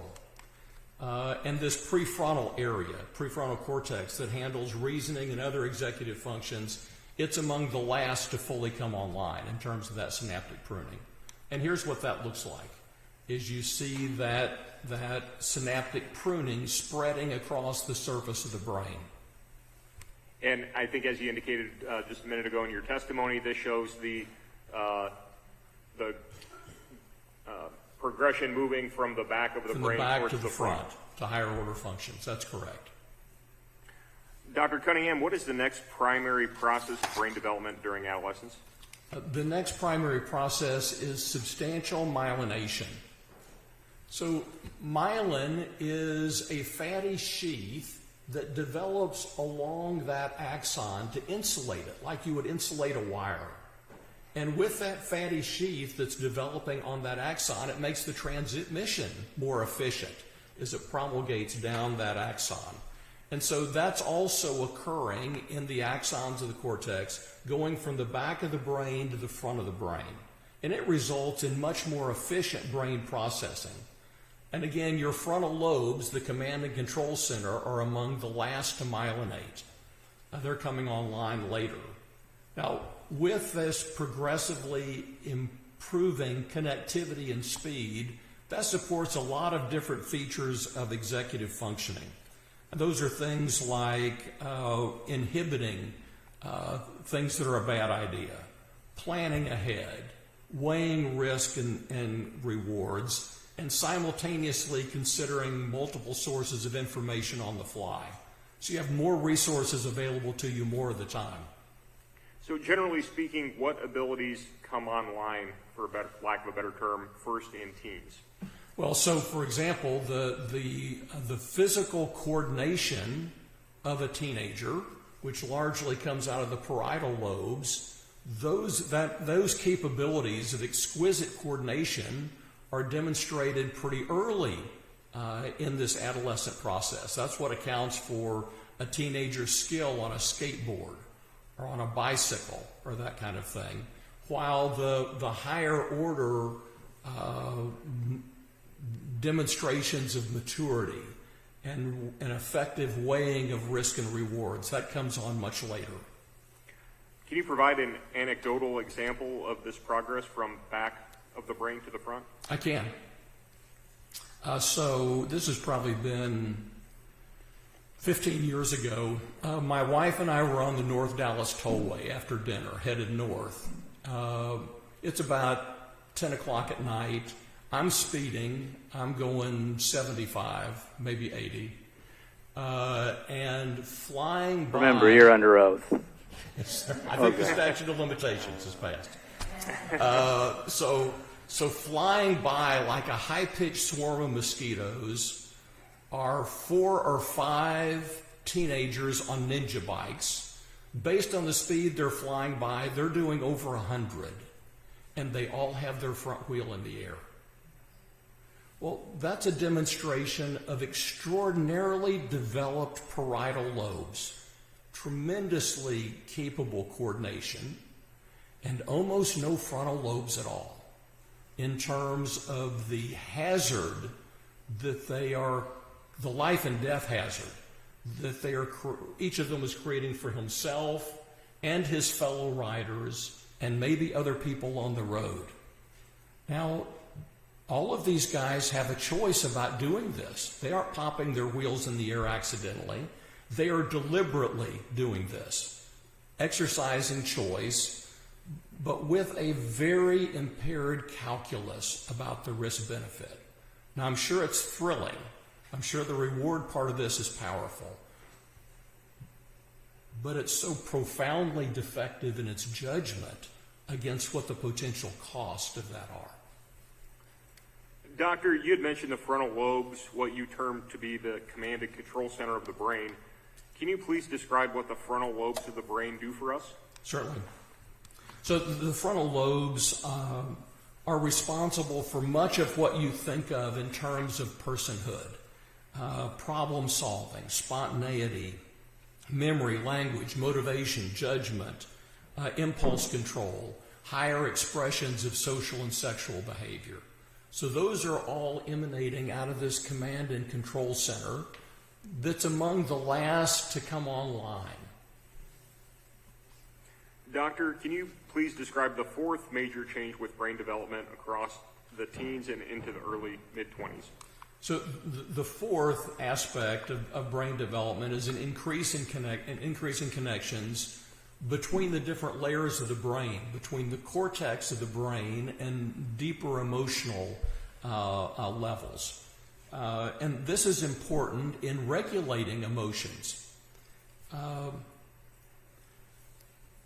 So, for example, you're not surprised when you see a 2-year-old or 2 or 3-year-old have meltdowns and tantrums and throw themselves on the floor to pretty easy events. I mean, either it's been they're a little bit late on getting a nap, or it's been a little late since they ate, or they're just frustrated with something, and they have such limited control that they just fall to the floor and have a fit. Now, if you saw somebody who was 30 years old do the same thing in the response to the same situation, you'd say, oh my gosh, what in the world is going on with this person? Why don't they have better ability to modulate their emotions as compared to this 3-year-old? Well, that's what this deeper level of connections that has been progressing across childhood does. As Jeremy is having his meltdowns that his father Dean testified about and that he talked to me about on the phone, where things would build up and he would go into the bathroom and bawl for 2 or 3 hours, and in the midst of this sobbing be speaking about all of this self-derogatory, I'm such a loser, I'm so stupid, I'm, this self-recrimination. That reflects very inadequately developed, along with depression and some other things that are happening, emotional crisis. It also reflects the limited degree of emotional modulation that his cortex is able to provide for him at that time. Doctor, is there a simplification or analogy that summarizes this brain development and the vulnerability that it creates in teens? There is. Most simply, it's the idea that the gas pedal comes online before the brakes do. And that's particularly a vulnerability for middle adolescence, which is like 14 to 17. So, it's the concept that if you were going to leave a kid unattended overnight, it might actually be safer to leave an 11-year-old unattended than a 15-year-old. Because the 11-year-old has 11-year-old impulses, but 11-year-old brakes. And the 15-year-old has 15-year-old impulses, or maybe even those impulses on steroids, and 11-year-old brakes. And so the potential for that kid getting into mischief is actually enhanced. Dr. Cunningham, do these changes in brain physiology and processing have implications for the behavior of teens as opposed to adults? It does. What is the first of these implications? So the first of these is that as they are working with this immature brain, that they are less capable of mature judgments. And that has several sub-aspects to it. There's a tendency, a propensity to engage in risky and even illegal behavior. And that propensity is related to having less mature judgment, which is a direct outgrowth of inadequate physiological support. That's the nature of the brain apparatus that this individual has. Risky and illegal behavior is virtually normative among adolescents. Virtually normative. And that risky behavior frequently includes criminal activity. It is so normative that it is statistically unusual or aberrant to not engage in any criminal activity as an adolescent. But you're kind of an outlier if that's what happens. Both violent crime and less serious offenses peak sharply in adolescence and then drop precipitously in young adulthood. So again, the criminal behavior is entirely in sync with what's going on with brain development, which is really the foundation of the Miller decision, as the Supreme Court cites all of this brain science. That as the functional expressions of that immaturity peak, so does crime. And as that more mature brain comes on board, crime drops off. Dr. Cunningham, do you have a chart illustrating recent data regarding this age crime curve? I do. So this is data that was published just last year. And it's a graphic that reflects how old the individual is across the bottom. So that ranges from age 10 to 60. And in this chart, all of the increments across that horizontal axis are not the same. So notice that beginning, we go with the first one is a 5-year increment from 10 to 15. Then we start taking it year by year, 15, 16, 17, 18, 19, out to 25. Then we go to 5-year increments again. Well, that allows us to see in much finer detail the curve that's happening between the ages of 15 and 25. The vertical axis, that's the rate of violent crime per 100,000 persons. This is violent crime we're talking about. On the, at least the purple graphing is violent crime. The dotted green line is property crime. And notice that those are peaking between the ages of about 15 and 19, both the property crime and the violent crime. And notice that by the time by the time we're looking at a population that's 25 or more, their incidence of violent crime is less than half of what it is among individuals that are age 17, for example. And so you see this crime-related curve that is happening inversely to what's going on in the brain. As the brain is getting more mature, crime is dropping off. Doctor, is this same finding demonstrated with historical data? It is. So on the left, you see a similar graphic where there's age across the bottom axis and criminal activity up the vertical axis. This is data from England and Wales in the 1840s. And you're seeing the same thing. 180 years ago in another country, they're looking at the same thing, that crime peaks here in the mid to late, across the mid to late teens, and then falls precipitously across the lifespan. Now this looks like a steeper curve because they haven't given year by year for 15, 16, 17, 18. So that pushes that shrinks this. If you spread this out, it would look just like the current data. The data on the right is U.S. Justice Department data, arrest records in the United States in the 1970s. So we're looking at the same thing historically because human brains are maturing in the same way across these centuries. Dr. Cunningham, when you say that teens are less capable of mature judgments, how would you disaggregate this immaturity? What components does this have? So yeah, you could break this down as we think about less capable mature judgments into being less capable to exercise self-regulation, which means that they're less able to resist their social and emotional impulses. They have less ability there. They use a risk-reward calculus that emphasizes the rewards of this over the risk and neglects long-term consequences in favor of immediate rewards. So Shaden Miller has a very temporary problem of failing Spanish that he is attempting to address. And there's an immediate reward that would come from not failing Spanish after all, with the neglect of the profound cost of this for himself, for Ms. Graber, for Jeremy, for the community as a whole. And so it's a calculus that neglects that extraordinary cost. And so they have less ability to foresee and take into account the consequences of their behavior, or to take into account the perspectives of someone else, to appreciate that person's personhood. Doctor, can you provide the court with some examples of this reduced capability in the behaviors of Jeremy in this offense?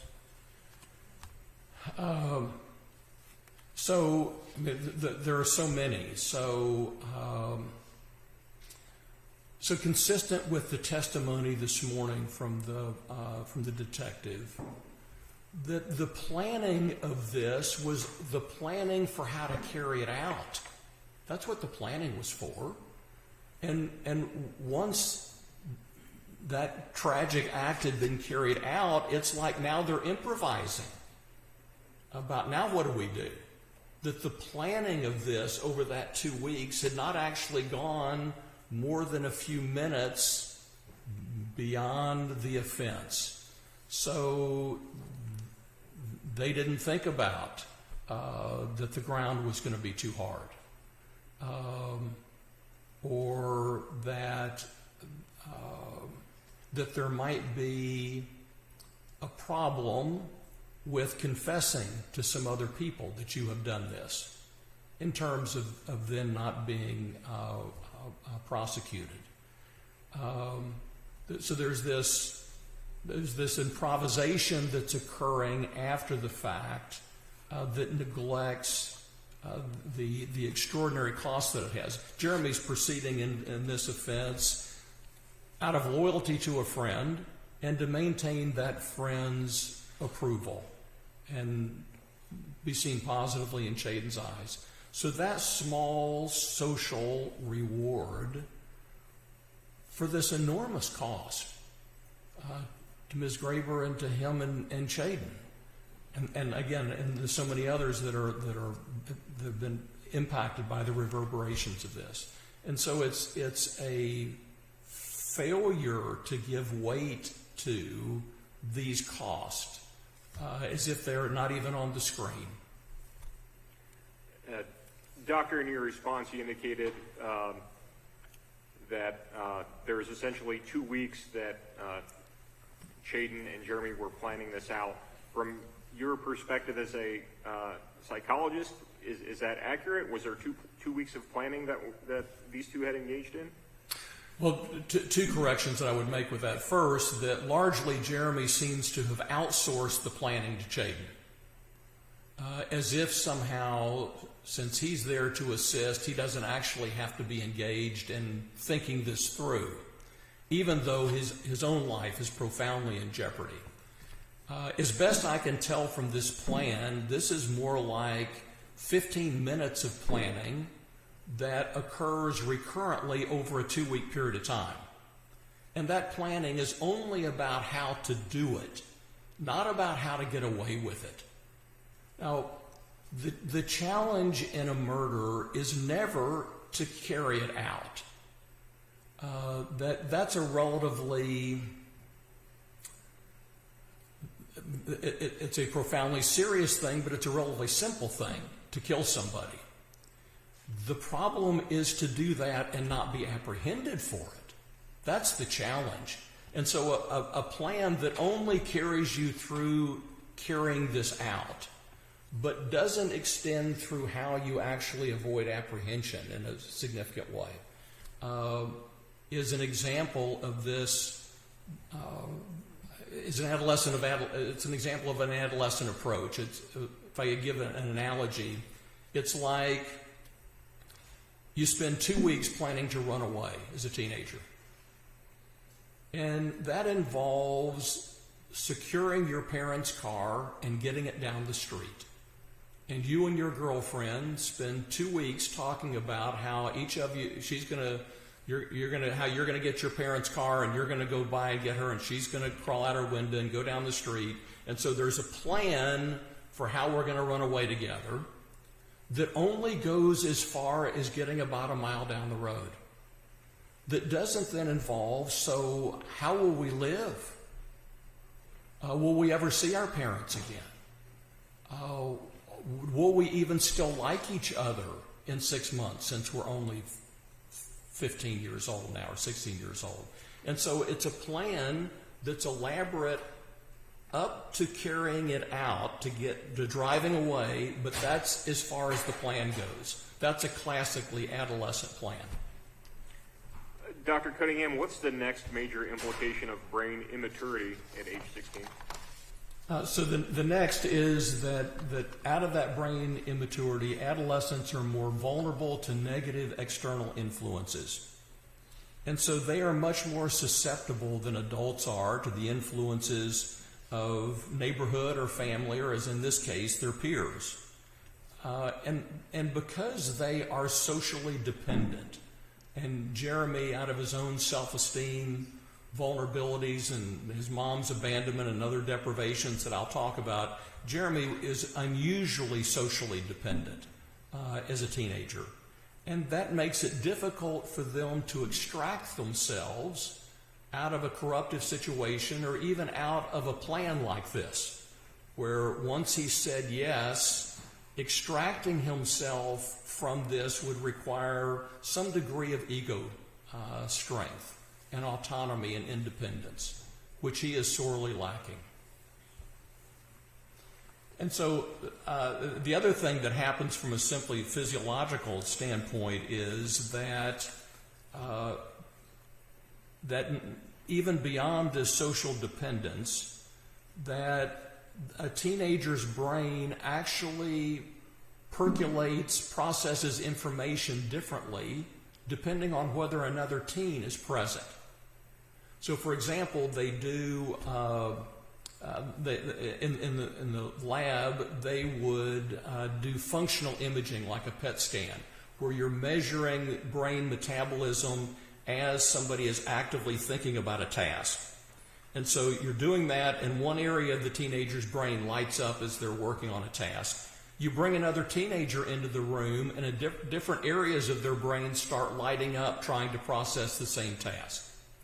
Now with adults, when you do that same thing with adults and an area of their brain lights up, you bring in adults or children, they keep using the same part of their brain. It's not affected by it. But teenagers actually are activating their brain differently depending on just the presence of somebody. They don't have to be coercing them, just their presence. So we have some public policy expression of this. In some states, a 16-year-old driver is not allowed to drive at night with another teenager in the car unless there's an adult in the front seat. So that's a recognition that this other teenager doesn't have to be directly coercive. Just their being there causes this kid to act and actually think differently.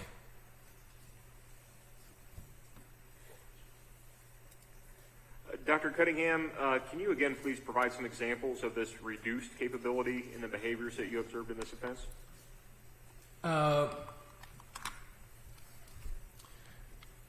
So as we look at this being subject to influence,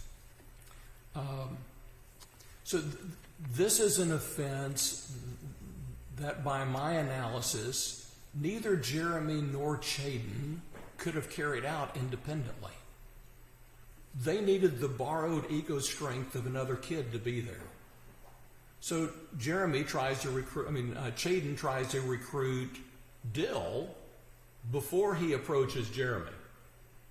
Dill, whose functional maturity and maybe ego strength is a little bit better, says no.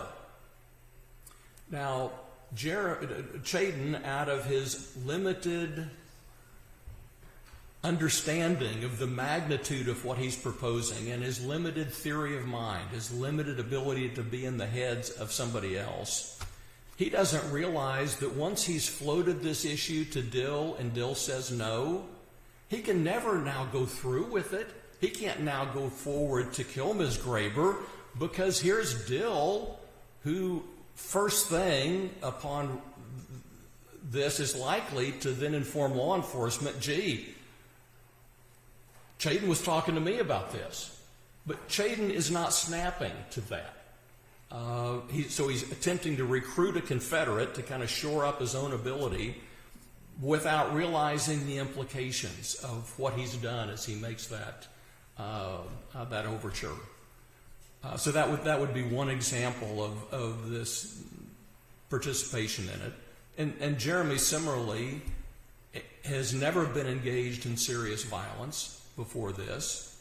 I had a fist fight in the jail, but nothing like this.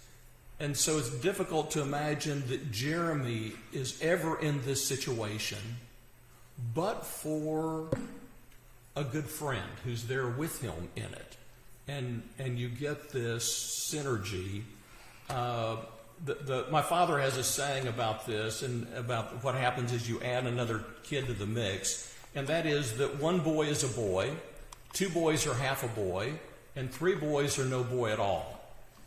And that's the idea that as you add in additional immature brains, the net quality of judgment is subtracted.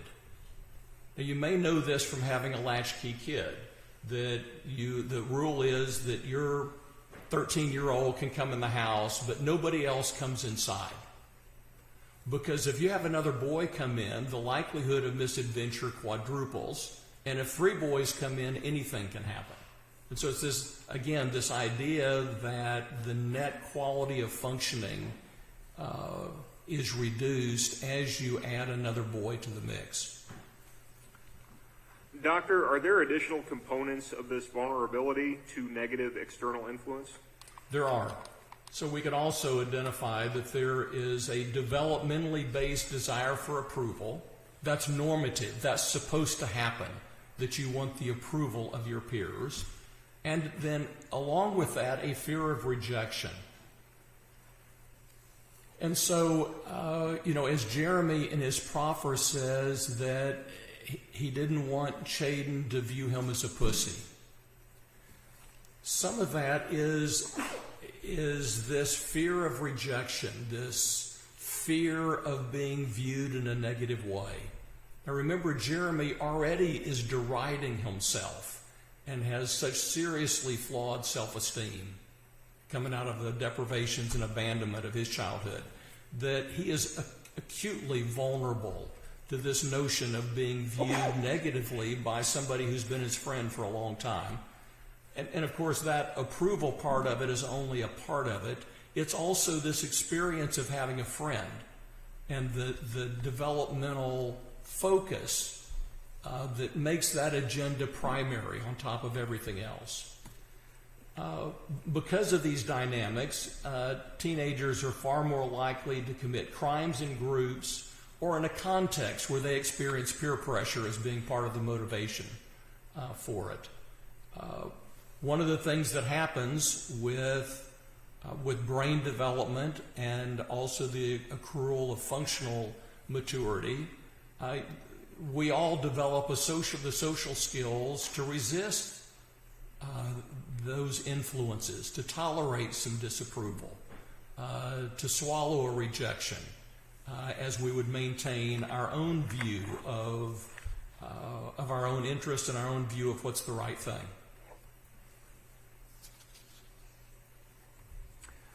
Doctor, based on the best available research, when is adult brain development achieved? Best available research says that brain development is not achieved until age 25. So as we think about where Jeremy is at age 16, it isn't that he's right up against 18, so he's almost there. No. This started when he was 12 or 13, and it will continue out to him being 25. So the difference between a 25-year-old and a 16-year-old is not 9 years of accumulated experience. The 25-year-old has a fundamentally better wired brain than the 16-year-old. What capabilities develop in sync with the brain maturing? Well, the things that we think about as reflecting maturity: good judgment, impulse control, where an idea occurs to us and we say, no, I'm actually not going to do that. Delay of gratification. Jeremy at 16, he works part-time with a construction company his father worked with on school breaks, and whatever money he gets, he blows right away. His ability to delay gratification is so limited.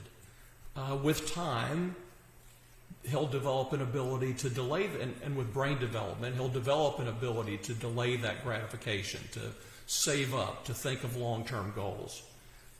Appreciation of consequences, empathy, where you authentically identify with and experience the personhood of someone else. That also is related to this development of the frontal lobes. It's not simply that lack of empathy that Chaden and Jeremy expressed toward Ms. Graber is not a sign of somehow being fundamentally pathological or depraved. It's an indication of immaturity in their brain development that sharply limits the empathy that they could bring to bear. Doctor, what types of research support the finding that brain development continues to the mid-20s? So there are 6 different lines of research that demonstrate brain development continuing out to the mid-20s. We can look at psychosocial behavior and what underlies that. We can look at statistics on who is getting hurt and killed. We can look at autopsy and pathology tissue studies that are done after people die. There's also neurochemical and pharmacological research. Neuroimaging, we saw some of that on the time lapse, for example, MRIs and CT. And also functional neuroimaging during task performance, things like those PET studies that I talked about a minute ago. Doctor, I want to briefly explore a couple of these arenas of research with you. Let's start with the psychosocial behavioral assessment research.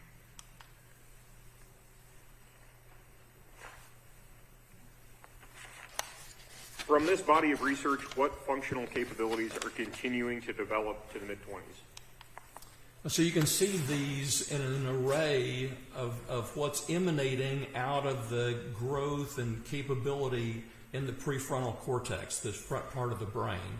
And as we look at those, it involves things like considering the future and making predictions. Like,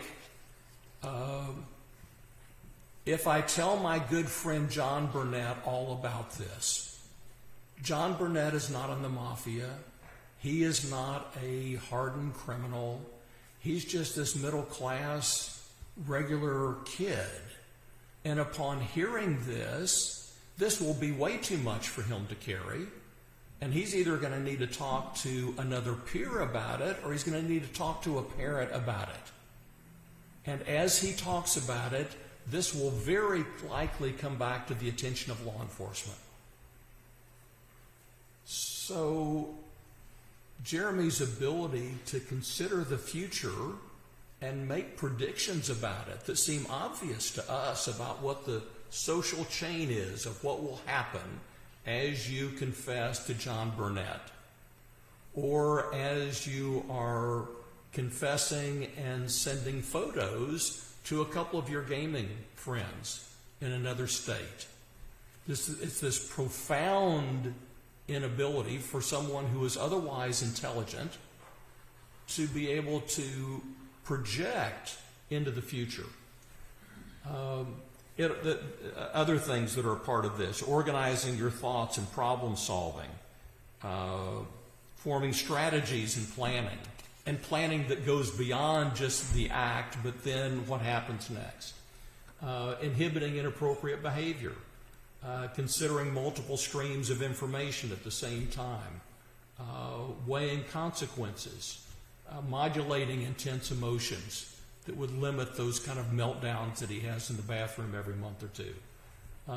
Impulse control and delaying gratification. These are all different expressions of maturity that are continuing to develop out to age 25 as the frontal lobes are undergoing the developmental processes that I described. Doctor, do other scholars also address psychosocial capabilities that continue to develop as the brain matures during the early to mid-20s? They do. And can you describe these perspectives? So these come out of a research project that the Massachusetts Institute of Technology, MIT, was undertaking. Is they looked at what is developing from the late teens out into the mid-20s as the brain matures. And similarly to this other line of research, they're identifying that with that capability is more complex thinking, an appreciation of diverse views, mutuality in relationship. That means that you have this sense of reciprocal social obligation to everybody else in society, that we're kind of all in this together, and you're oriented toward our joint welfare, not just your own. Emotional regulation, risk-taking and decision-making, and progressively having these capabilities available to you even under stress. What is the relationship between brain development continuing into the mid-20s and moral reasoning? Well, the quality of moral reasoning that someone can bring to bear rests on some of the same development. So moral reasoning is not just, do you know right from wrong? So a 7-year-old could tell you that it's wrong to kill someone. But the moral reasoning that a 7-year-old can engage about that is very, very different than the moral reasoning that a 30-year-old could bring to bear. So this isn't so simple as just, didn't you know it was wrong? But instead, what's the quality of understanding and moral reasoning that you can bring to bear about that? And the subcomponents then that are a part of adult-like moral reasoning are having a moral code or faith that you're operating from, and a sense of personal ethics. And then your behavior is guided by empathy that you experience and resonate what somebody else will feel or experience, and sensitivity to having your antenna out for those experiences. And then a recognition of the personhood of others, that this other person is this unique individual who has his or her own history and story and drama and fears and relationships and significance, the extraordinary significance of somebody else's life, and being able to take the perspective of that person as well. And then being able to consider the magnitude of consequences for yourself and other people, and this sense of reciprocal social obligation that I talked about. So as we talk about or think about the ability of adults to do the right thing and to desist from crime, what we're looking at in that curve that we saw, those are based on more than just intellectual or cognitive recognition of right and wrong, and instead are based on these abilities that are on this continuum, that are steadily developing from middle childhood out into your mid-20s. Dr. Cunningham, now I'd like to briefly explore the research utilizing morbidity and mortality data to reflect brain development. Certainly. What large-scale morbidity and mortality data demonstrates continued brain development into the mid-20s? So kind of a classic example of this in terms of large-scale data are driving fatalities. This graph is like the others you've seen. Across the bottom are the age of the drivers. The first bar is 15 to 20, then 21 to 24, then 25 to 34, and so on. And then the vertical axis are the number of drivers that are involved in fatal crashes per 100,000 drivers. So you can see that rate of driving fatality peaks for the group that are 15 to 20, who have the more immature brains. The group that's 21 to 24, still working on their brain maturity, but as they've advanced in that sum, notice that their fatality rate drops. And then the group that are 25 to 24 only have about 55% of the fatalities of those 15 to 20-year-olds, and so on down the line until you get out to age 69. Then you get a little bit of an uptick with the impairments of age that occur. But up to that time, you see the benefits of increasing maturity, and particularly you note the difference between 15 to 20 and 25 to 34. Doctor, what about homicide data? Does this also illuminate brain development considerations? It does. So we see a similar sort of thing in terms of homicide offending. The homicide offending rate for males age 18 to 24 is 29.3 per 100,000. That rate is double that of persons that are 25 to 34, where it's 14.9 per 100,000. So not only do you see the effects of brain development and age in driving fatalities, You also see this in terms of crime and even homicides. Dr. Cunningham, to simplify for the court, what is the functional implication of being 16 years old? That you are immature. You're immature in your brain development, and you're immature in the functional capabilities that are an outgrowth of that immature brain development. In addition to findings associated with Jeremy's brain immaturity at age 16, did you also make findings about his functional maturity? I did.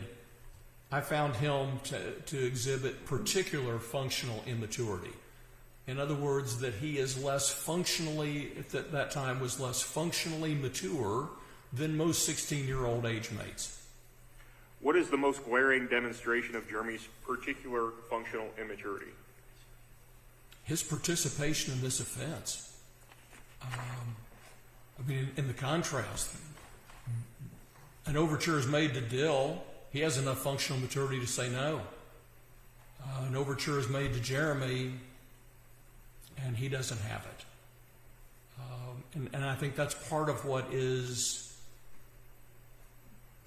disturbing about his involvement in this is, my gosh, how could you step in to do this for something that wasn't your agenda, wasn't your problem?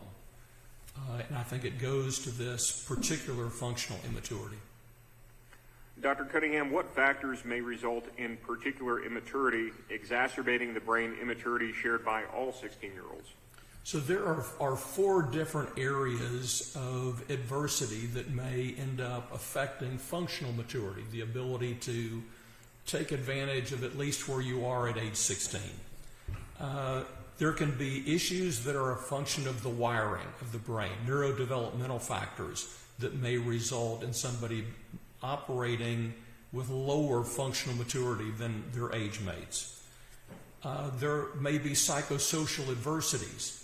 That's what's going on in your family and community, and what traumas and deprivations that are there that are undermining your developmental progress. Then it may be that there are psychological disorders that may be present. Those psychological disorders also act to reduce the functional maturity that you can bring to bear. And finally, there may be substance abuse that acts to undermine the development of coping capabilities and psychological health. Doctor, and you may have included this in your explanation, but I'll just go ahead and ask, just let me know if you've already answered the question. The first arena of maturity delaying factors, neurodevelopmental deficits, what is that? Well, that's anything having to do with the wiring that you have. That could be attention deficit hyperactivity disorders, such as Jeremy exhibited. It could be learning disabilities. It could be deficient intelligence.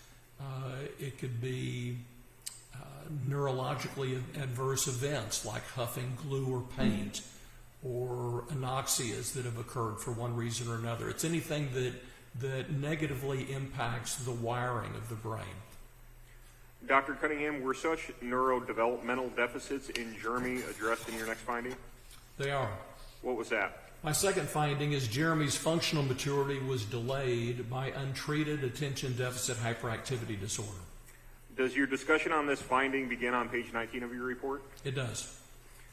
Dr. Cunningham, what is attention deficit hyperactivity disorder? So attention deficit hyperactivity disorder is a disorder that's made up of a triad of symptoms. Inattention, difficulty focusing, distractibility, inattention, impulsivity, that's acting with insufficient forethought, and excessive motor activity, that's being hyper, that the kid seems to always be on the go. Now, these are all thought to be related to a common process, which is an inadequate activation of inhibitory neurons. The inhibitory neurons are the ones that would put the brakes on your nervous system, on your brain. And because those inhibitory circuits are not functioning adequately, the child is less able to focus his attention because, something happens over here, kind of squirrel, And so he's then diverted because he can't inhibit that to focus on this.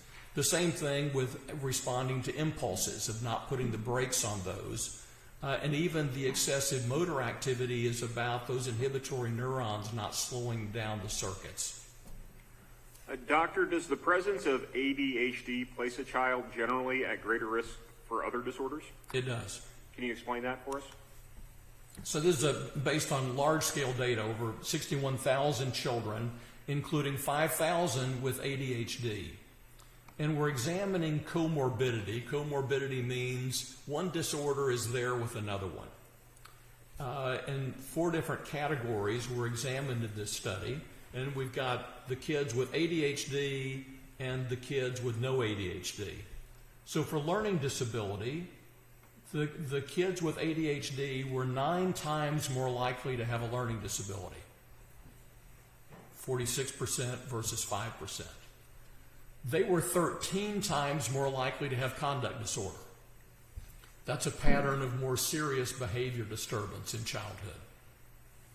They were 9 times more likely to have anxiety, and they were 14 times more likely to suffer from depression. Now, they didn't all suffer from depression. Only 1 in 7 suffered from depression. But see, that's 14 times the rate of depression among the kids that don't have ADHD. Often there was more than one disorder present. So 33% of the kids had 1 additional comorbid disorder, 16% had 2, 18% had 3 or more. Doctor, did Jeremy exhibit any of these comorbid disorders? He did. And which ones? Anxiety and depression. What childhood behavior issues are associated with ADHD? So again, from the same study, the kids with ADHD were 4 times more likely to be placed on activity restrictions, 5 times more likely to have school problems, and were more often observed to repeat a grade, have poor parent-child communication, and lower social competence.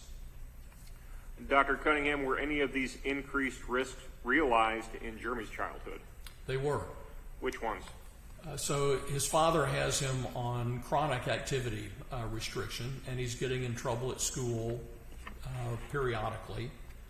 There is poor parent-child communication between Jeremy and Dean, and his social competence is lower, particularly in terms of his low self-esteem around that and his social anxiety.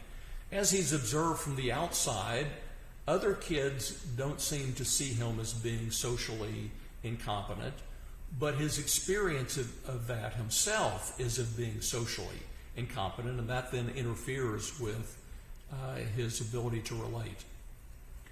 Doctor, is there a symptom of attention deficit hyperactivity disorder that is particularly implicated in this offense? There is. And what is that? That's impulsivity.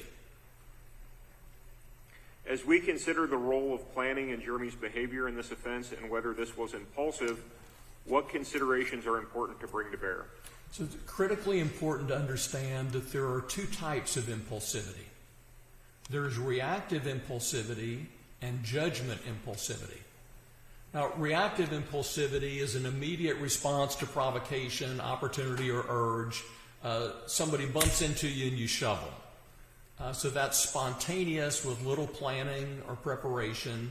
And that reactive impulsivity is most characteristic of preschool-age children or adults who are angry or intoxicated or are suddenly confronted with a situation that they didn't expect and now are reacting to it. That's reactive impulsivity. That's not the type of impulsivity, though, that's most common with teenagers or among kids with ADHD. Their impulsivity is more likely to reflect judgment impulsivity. So judgment impulsivity is like, I meet a woman today, and we spend the next 2 days planning our lives together, and on Wednesday we get married. Now that's profoundly impulsive, even though we spent the last 2 days talking and thinking and planning for it.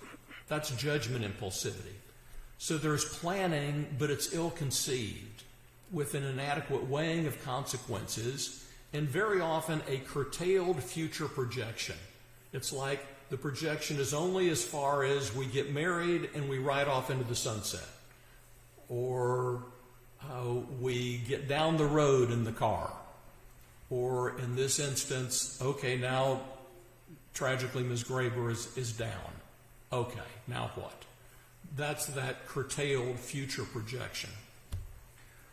Dr. Cunningham, later in your testimony, will you be detailing illustrations of judgment, impulsivity in the offense planning and conduct in this case?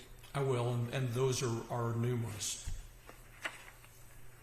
What was the next arena of maturity delaying factors in Jeremy's childhood that exacerbated the brain immaturity shared by all 16-year-olds? So the next factor is psychosocial adversities. What categories of psychosocial adversity did you find in Jeremy's background? So I found 3 of those. There are family dysfunctions and deprivations, and then there are social divisions in school and community, and then third, there's the pandemic. Let's begin with the first of these psychosocial adversities, family dysfunctions and deprivations. Which of your findings addresses this psychosocial adversity? So this is finding 3. Jeremy Goodale's childhood was characterized by chronic family dysfunctions and deprivations, acting to delay age-expected autonomy, ego strength, and functional maturity. Does your discussion of this finding begin on page 21 of your report? It does. Dr. Cunningham, please list what you've learned about the family dysfunctions and deprivations in Jeremy's background.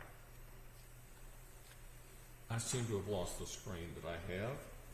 There it is. So I identified 9 of these. I identified that there is transgenerational family dysfunction and distress. That's family dysfunction that goes from generation to generation. There was his mother's increasing failure to foster emotional autonomy with each successive child that she had. That being the worst with Jeremy, who was the last of the 5 children. There was his mother's emotional detachment from and neglect of her children when they were no longer babies. It's characterized to me that it's like the child was a baby doll. And after the child wasn't a baby doll anymore, then she was done with it. There was broader parental neglect in addition to these features. There was the parents' excessive work hours, and not just their hours, but their focus on work that was given primacy to the detriment of the kids. Parental care and nurturance was abdicated to Jackie, as she testified. There was chronic marital dysfunction between Dean and Christine. Those then followed by separation and divorce. Christine then abandoned her children for Jeff Griggs, her boyfriend. And then there were Dean's interpersonal limitations and his attitudinal rigidity. And those were all synergistically interacting dysfunctions and deprivations that were undermining Jeremy's development. Dr. Cunningham, your first factor is transgenerational dysfunction and distress. What's the relevance of the relatives in Jeremy's family system to his decisions and outcomes? Well, there are several processes by which generations influence each other. Very importantly, the child is predisposed through heredity. So the likelihood of substance abuse and dependence has a very significant hereditary element to it, even if you're adopted at birth. Similarly, the likelihood of mood disorder, anxiety disorder also has a significant hereditary component. Even personality traits have significant hereditary aspects to them. Now, again, these things are not based on your interactions with these people. This is what you're getting genetically. It's like your risk of heart disease or high blood pressure or some forms of cancer. It's not about your interactions, it's about what's happening at a cellular level that you have inherited.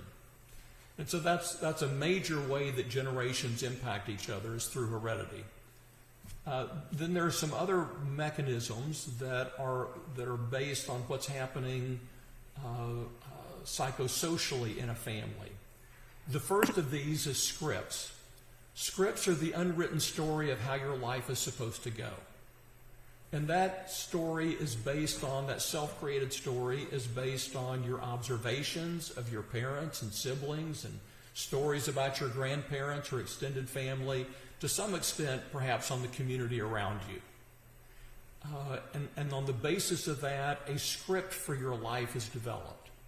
So for example, in my clinical practice, I've had a 16-year-old girl in front of me who was pregnant and unmarried, whose mother was pregnant and unmarried at 15, whose mother was pregnant and unmarried at age 15. Well, there's more going on here than just this little girl's decisions in the backseat of a car. This is a script about how your life is supposed to go.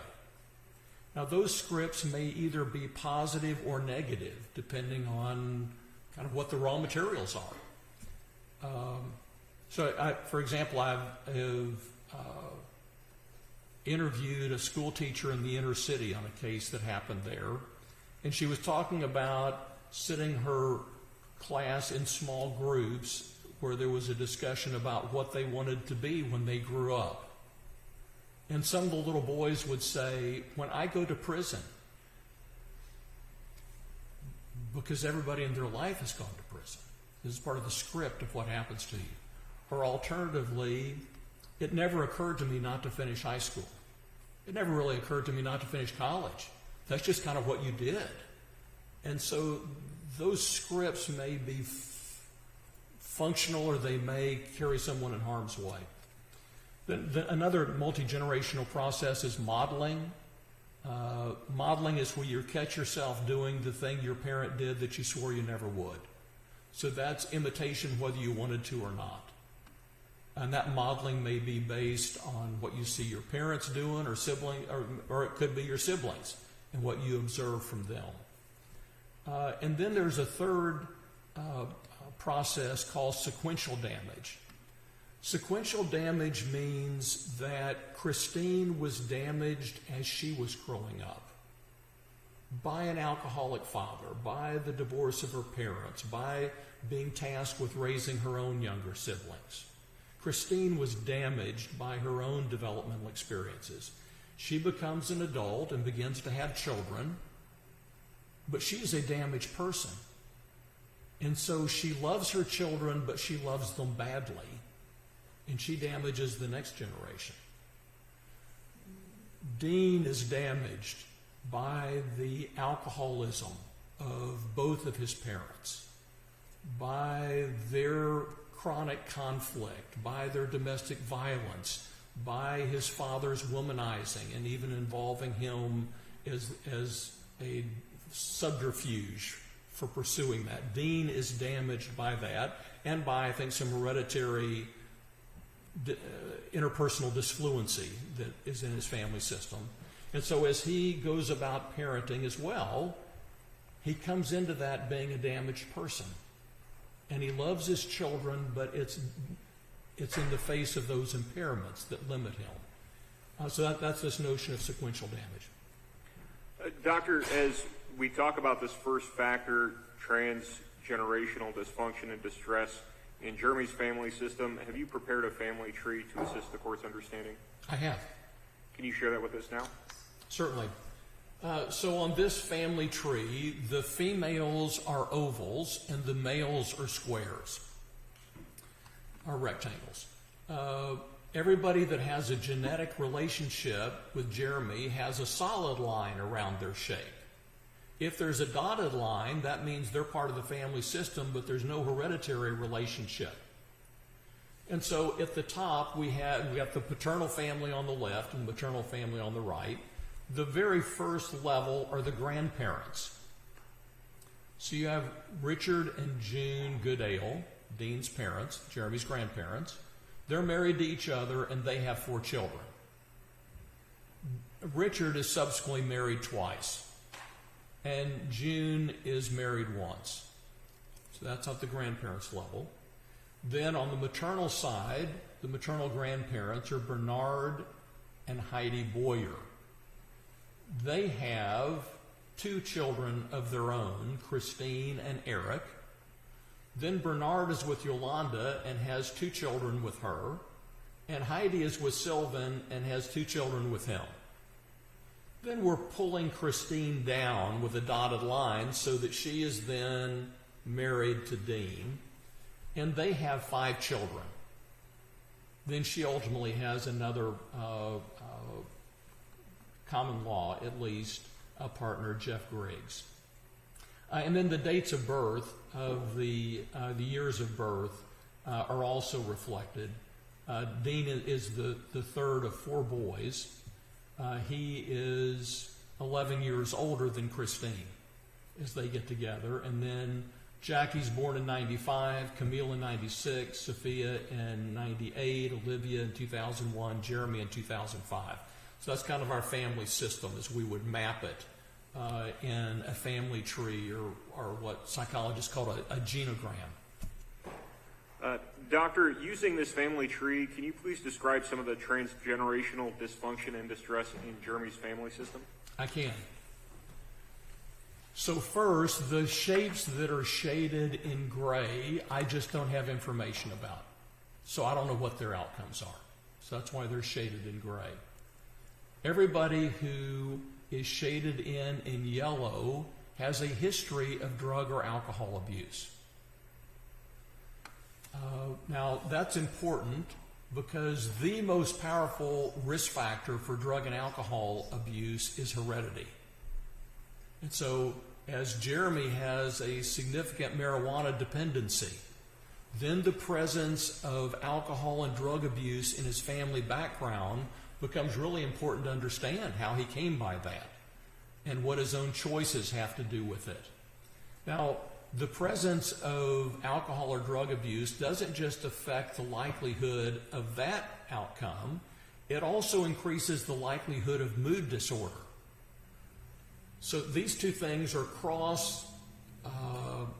they're linked with each other, where either substance dependence or mood disorder increases the likelihood of either one among family members.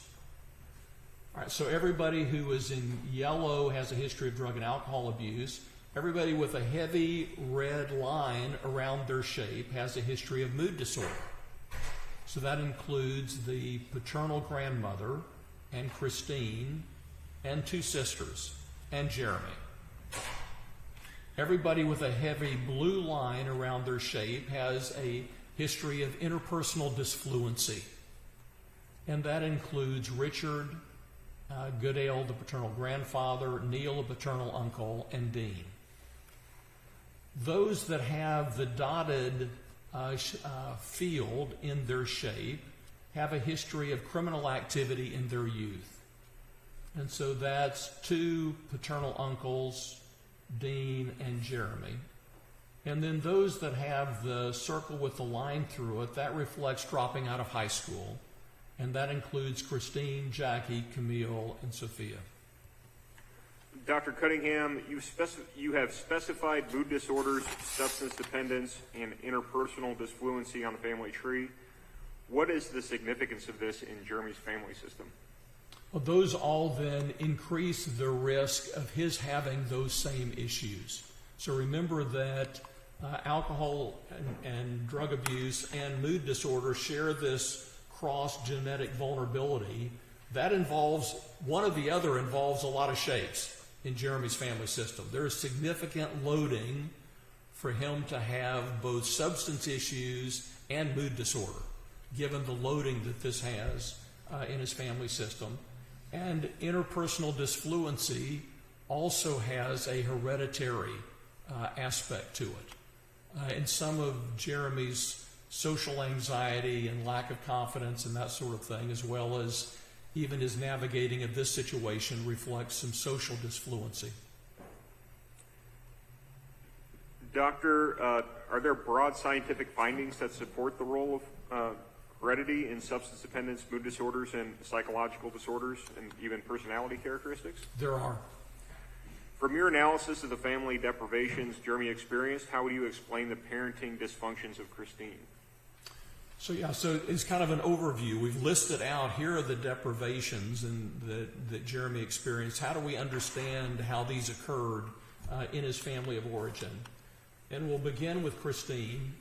So Christine exhibits a broad parenting disfluency. It's as if she doesn't really understand how you go about the process of raising an emotionally healthy child, how you go about equipping this child to leave you someday and optimally go out into the world as a healthy, functional person. She seems not to have much of a clue about exactly what that involves. Her approach to parenting is egocentric. That means that she experiences it in terms of herself. So that's this notion that her children are objects. And as long as that little object is gratifying to her needs, then she's on board with it. But as that object is no longer meeting her needs, or as there's even some tension or inconvenience, or it interferes with a relationship, then she jettisons that. Instead, her own dependency needs are primary. What makes her feel significant and cared for, as opposed to what will help this child feel significant and cared for. And then she's also prone to depression. And out of that, there is an abdication of care to Jackie, for example, and the other older sisters. There's a general disinterest in the child and the child's activities and creating a sense of ongoing significance for the kid. And abandonment. The abandonment is grossest for Jeremy, who's abandoned at age 10. But she actually abandons all of her children. That her relationship with the girls largely ended as she was expelling them from the house as teenagers. And even as they have reached out to her in young adulthood, she has not responded by restoring that relationship. So that's ultimately the most profound injury that's done to Jeremy's childhood, is that abandonment that she broadly then exhibited to the family system as a whole. Doctor, earlier we had heard testimony from Jackie describing the incident in which her mother kicked her out of the house during her teenage years. Is that an example of Christine sort of weighing her dependency needs and making a choice? And can you elaborate on that? Sure. So Jackie described Christine going back and forth between Jeff, who's in the car, and Jackie. And as she goes back and forth, trying to figure out how is she going to negotiate the supports for her. So Jackie, at this point, has essentially become her mom's friend and confidant. They work together in the restaurant. They sit and smoke cigarettes and drink together. Jackie is the primary parent, not just a co-parent, but kind of the primary parent for Jeremy. And so Christine is significantly relying on Jackie as a source of support for her. She's letting Jackie drop out of school to help her in the restaurant, not what is it that best serves Jackie's future. And so here's Christine, who's caught between her dependency needs. She's got Jeff over here, and she's got Jackie over here, and she's going back and forth, and ultimately she resolves that her dependency needs are best met by kicking Jackie out and having Jeff. And so that story kind of captures her dependency vulnerability and her resolution of that at great cost to Sophia, who she's gotten fired and she's kicking out, Jackie, who's living in a car, Jeremy, who loses his primary mother figure in that household.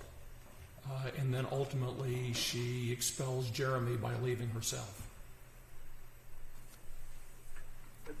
Cunningham, what about Dean? How would you explain the parenting dysfunctions you found exhibited by Dean?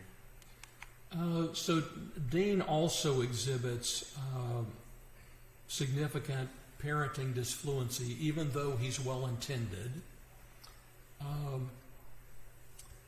Jackie characterized that her father was better with plants than he was with people.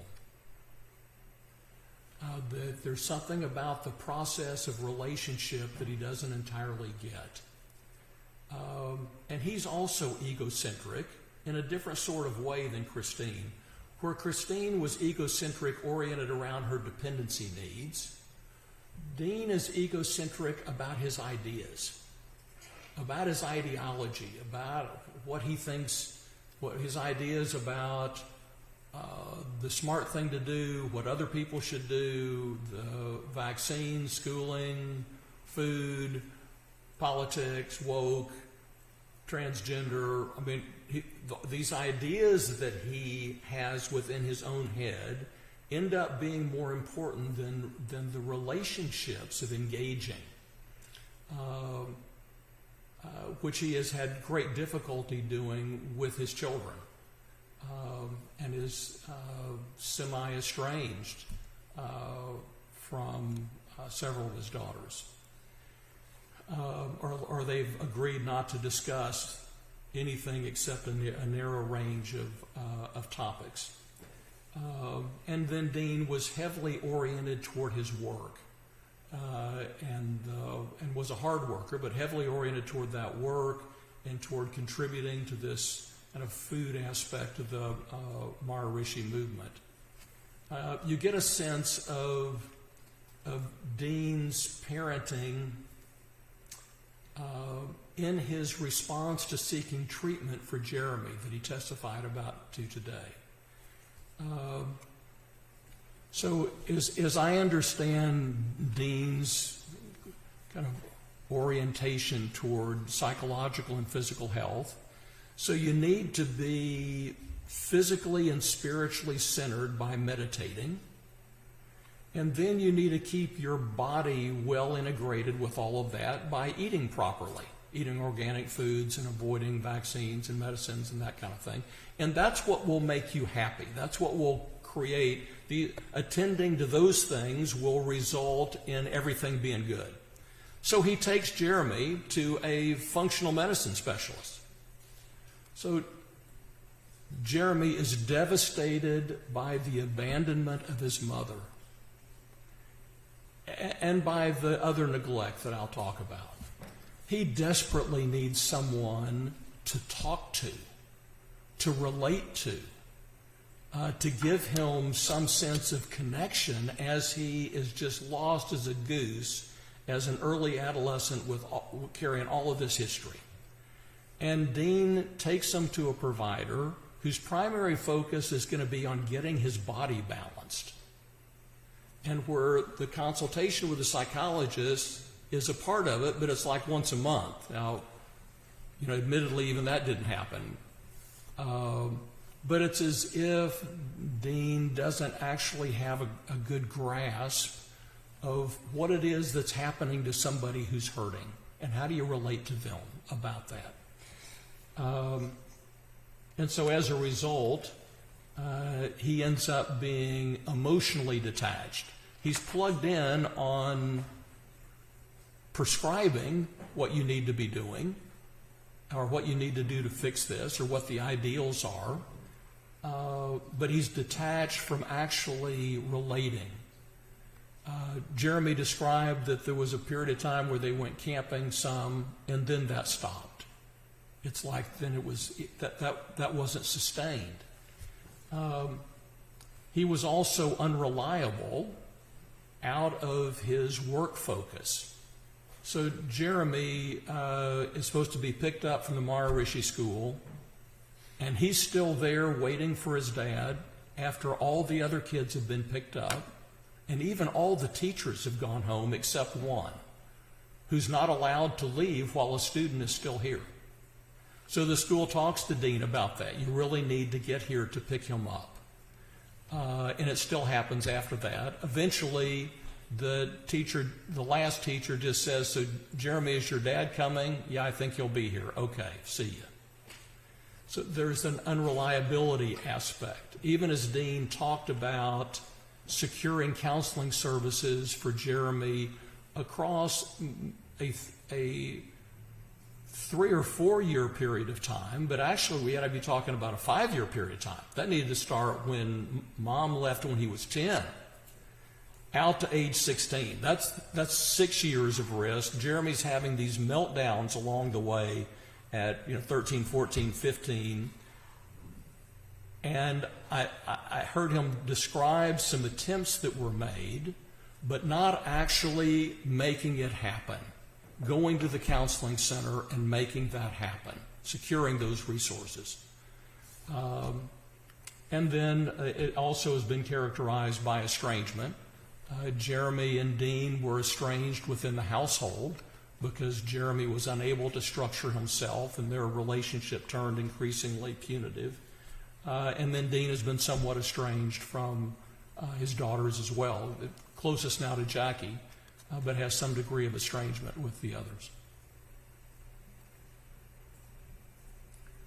Dr. Cunningham, several of the parenting dysfunctions you've identified involve parental neglect. What different forms of parental neglect did you identify in Jeremy's childhood?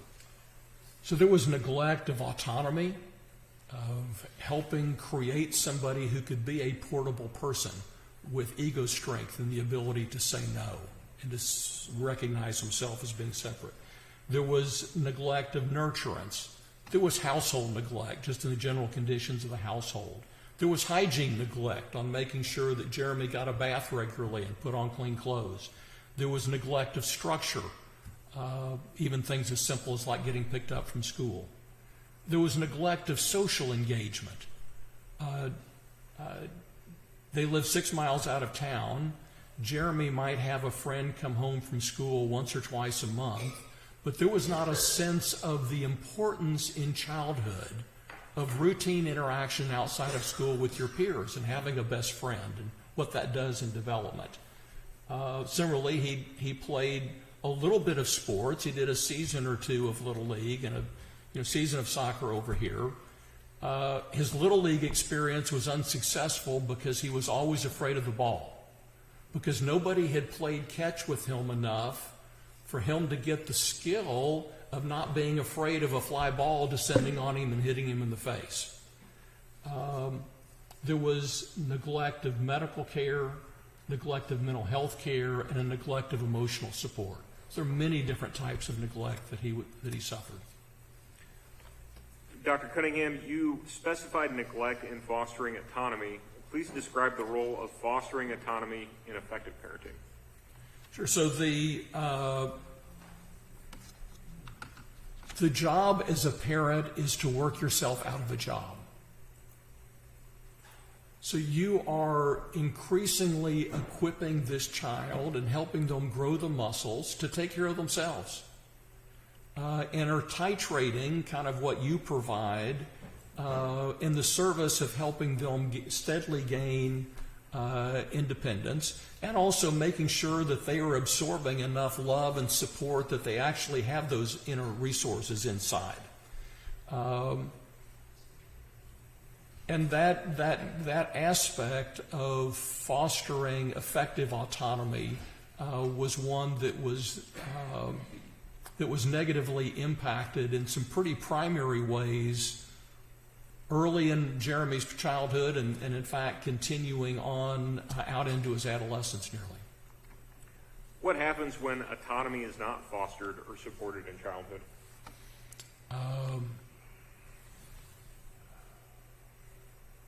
Then you have someone whose ability to stand on his own feet are not at an age-appropriate level. His ability to exercise boundaries about what's his problem and what's not. About saying no to things that are going to be destructive. So part of what happens with insufficient autonomy is something like this offense. Dr. Cunningham, what was the first way that Christine, Jeremy's mother, undermined her children's autonomy, and how this fit into her parenting dysfunctions? Okay, so one of the first expressions of autonomy in childhood is feeding yourself. And you'll see kids trying to demonstrate this when they're, even a year or so old. At some point, they start trying to take the spoon out of your hand and say, "Me do it." And so as you equip them to feed themselves, that's an early practice in the development of autonomy.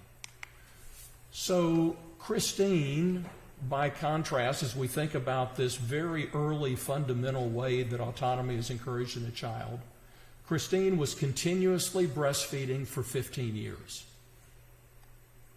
It's this baby doll notion. So she nurses Jackie for a year until we have Camille. Then nurses Camille for 2 years until we got Sophia. Then breastfeeds Sophia 2.5 to 3 years till we got Olivia. Then breastfeeds Olivia for over 4 years till we have Jeremy. Jeremy is still being breastfed at age 4 to 5. Now, you might say, well, isn't this evidence that she is just really tied into nurturing these kids? How can you talk about neglect? Well, because of what she does after they're not a baby and she's not nursing them anymore. Well, then there's a general disinterest in the child. And so this is an expression of Christine's dependency needs, that she is significant as she keeps her baby doll. So this is a very early kind of primary autonomy eroding family behavior, parenting, mothering behavior that's occurring here. Can you explain how weaning a child helps foster autonomy for a child? Well, sure, because now they are putting food in their own. The child is putting food in his own mouth. He's not getting it from his mother's body. He has that much separation from her. I'm here and I feed myself, and you're here and you feed yourself, and that is no longer something that is fundamentally in common where I'm dependent on you. So that's an early expression of autonomy. Dr. Cunningham, was there another way that Jeremy's parents failed to foster developmentally appropriate autonomy? There was. And what was that other arena? That was co-sleeping.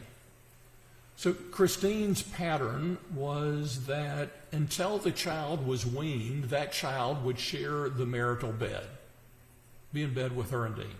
Now, Jeremy then was sleeping with his parents until the separation, until he's 5 years old. Then after the separation, when he's with Dean for that week, he's in Dean's bed nightly until he's 7 or 8, and then about half the nights on out to age 9 or 10.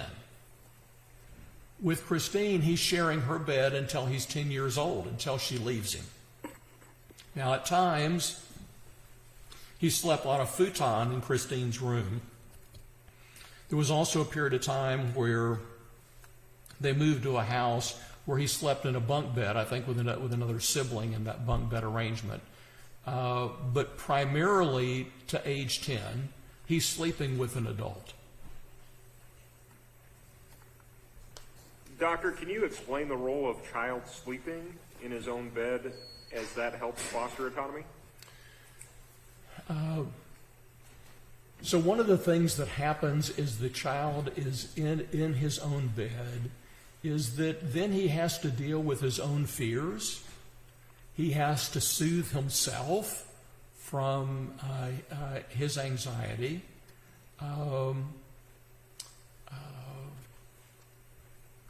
He has to manage his own experience separate from the parent. And that, as that is exercised on a nightly basis, the child is developing the capabilities to be an independent being, to tolerate some discomfort, to soothe themselves. That's one of the experiences that is that's providing that. When that doesn't happen, then when the child doesn't have those experiences, then those autonomy muscles don't grow. When I was primarily in clinical practice, I would periodically treat a child with school phobia who was terrified to go to school for fear something would happen to the parents while they were at school and was refusing to go. I might even be talking about running in front of a car if you make me go to school. As I took a history in those families, invariably the child was sleeping with an adult. They were sleeping with their parents or they were sleeping with grandma. And that was a factor that was feeding them the degree of insecurity in those cases that drove that school phobia.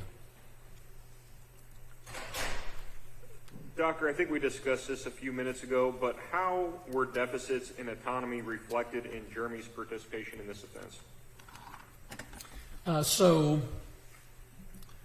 This is not Jeremy's problem. Chaden is failing Spanish, not Jeremy. Chaden may be impacted on going to an exchange program, not Jeremy. So this is not Jeremy's problem, it's Chaden's problem. Well, that's a boundary issue about who does this belong to. Then that Jeremy is so dependent on a friendship with Chaden that he can't tolerate being separated from him on this agenda, lest Chaden disapprove of him in some way. That's a boundary issue, an autonomy related issue. He outsources the planning to Chaden. Wait, Jeremy, your whole life is in the balance here. This is about you and your life and your outcome. You can't outsource this to somebody else like it's not yours. So that's an autonomy related issue. Subsequently, Chaden has Jeremy push the tarp and the wheelbarrow across town in the middle of the night, which is certainly going to be memorable to anybody who happens to observe that. So Chaden isn't pushing the wheelbarrow and the tarp. He has Jeremy doing that. Well, Jeremy doesn't have enough theory of mind to be questioning, so how come I'm the one who's doing this? And then he doesn't have enough autonomy to say, wait, I'm getting loaded up with this responsibility. Then even as Jeremy is talking about this to peers, both making a statement to Zoe in advance of the offense, would you still care about me if I killed somebody? Then informing John Burnett all about it, and then his two gaming friends. Even that compulsion to talk about this reflects inadequate autonomy of being able to hold this within himself. Just not enough sense of autonomy and boundaries even to hold his own story without compulsively needing to tell other people about it.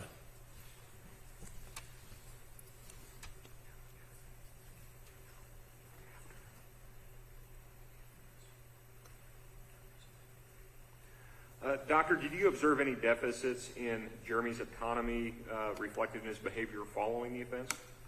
Well, that's what I just described about his telling people about it. Again, that he couldn't, well, both Chaden involving him in a major way in the after action behaviors, and then also his compulsively having to share it with other people. Does Jeremy continue to be delayed in developing age-appropriate autonomy? And if you believe so, can you provide an example of that? Sure. So being arrested would not be expected to somehow fix Jeremy's immaturity.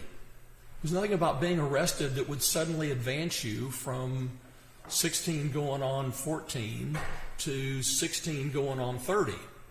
So we would kind of expect to see that he is still immature and that he still has issues with autonomy, that's going to be a vulnerable spot. And in fact, there's an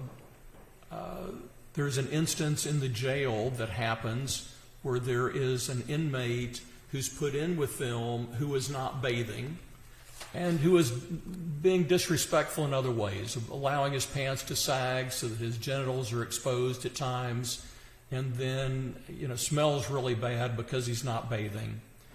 And this inmate has been moved from one spot in the jail to another as inmates complain about him. And so the staff then moves him to another section of the jail.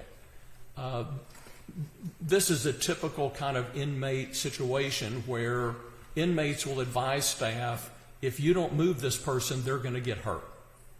So then they'll move him to someplace else. Well, they moved him around. Finally, they put this guy in the small area that Jeremy and a few other inmates are in, and his guy's still doing the same things.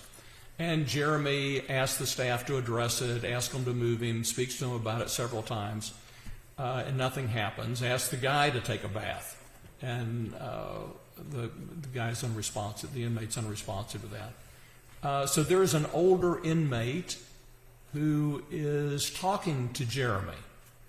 It's kind of schooling him about how custody works and prison works. This guy's been to prison before. And that what needs to happen is you got to assault this guy. You got to hit him. And then after you do that, then the staff will move him because you've demonstrated he's going to get hurt. So, and that this is what stand-up inmates do, is they take care of business. Jeremy ends up then taking that on. Even though his own sentencing case is only 3, 4, 5 months away, even though there's such jeopardy that he's facing, and even though there are other inmates who could certainly do that instead, Jeremy takes this on. So they decide that they're going to both run out of the cell when this guy's out and begin hitting him. The other guy fades and doesn't do it. Jeremy goes anyway and goes out and punches him. That's an example of continued immaturity about looking down the road at how this might really go badly for you. And also that that somebody is talking you into something. Dr. Cunningham, as we continue to illustrate the neglect characterizing Jeremy's childhood, please provide some examples in the arenas of household and hygiene neglect.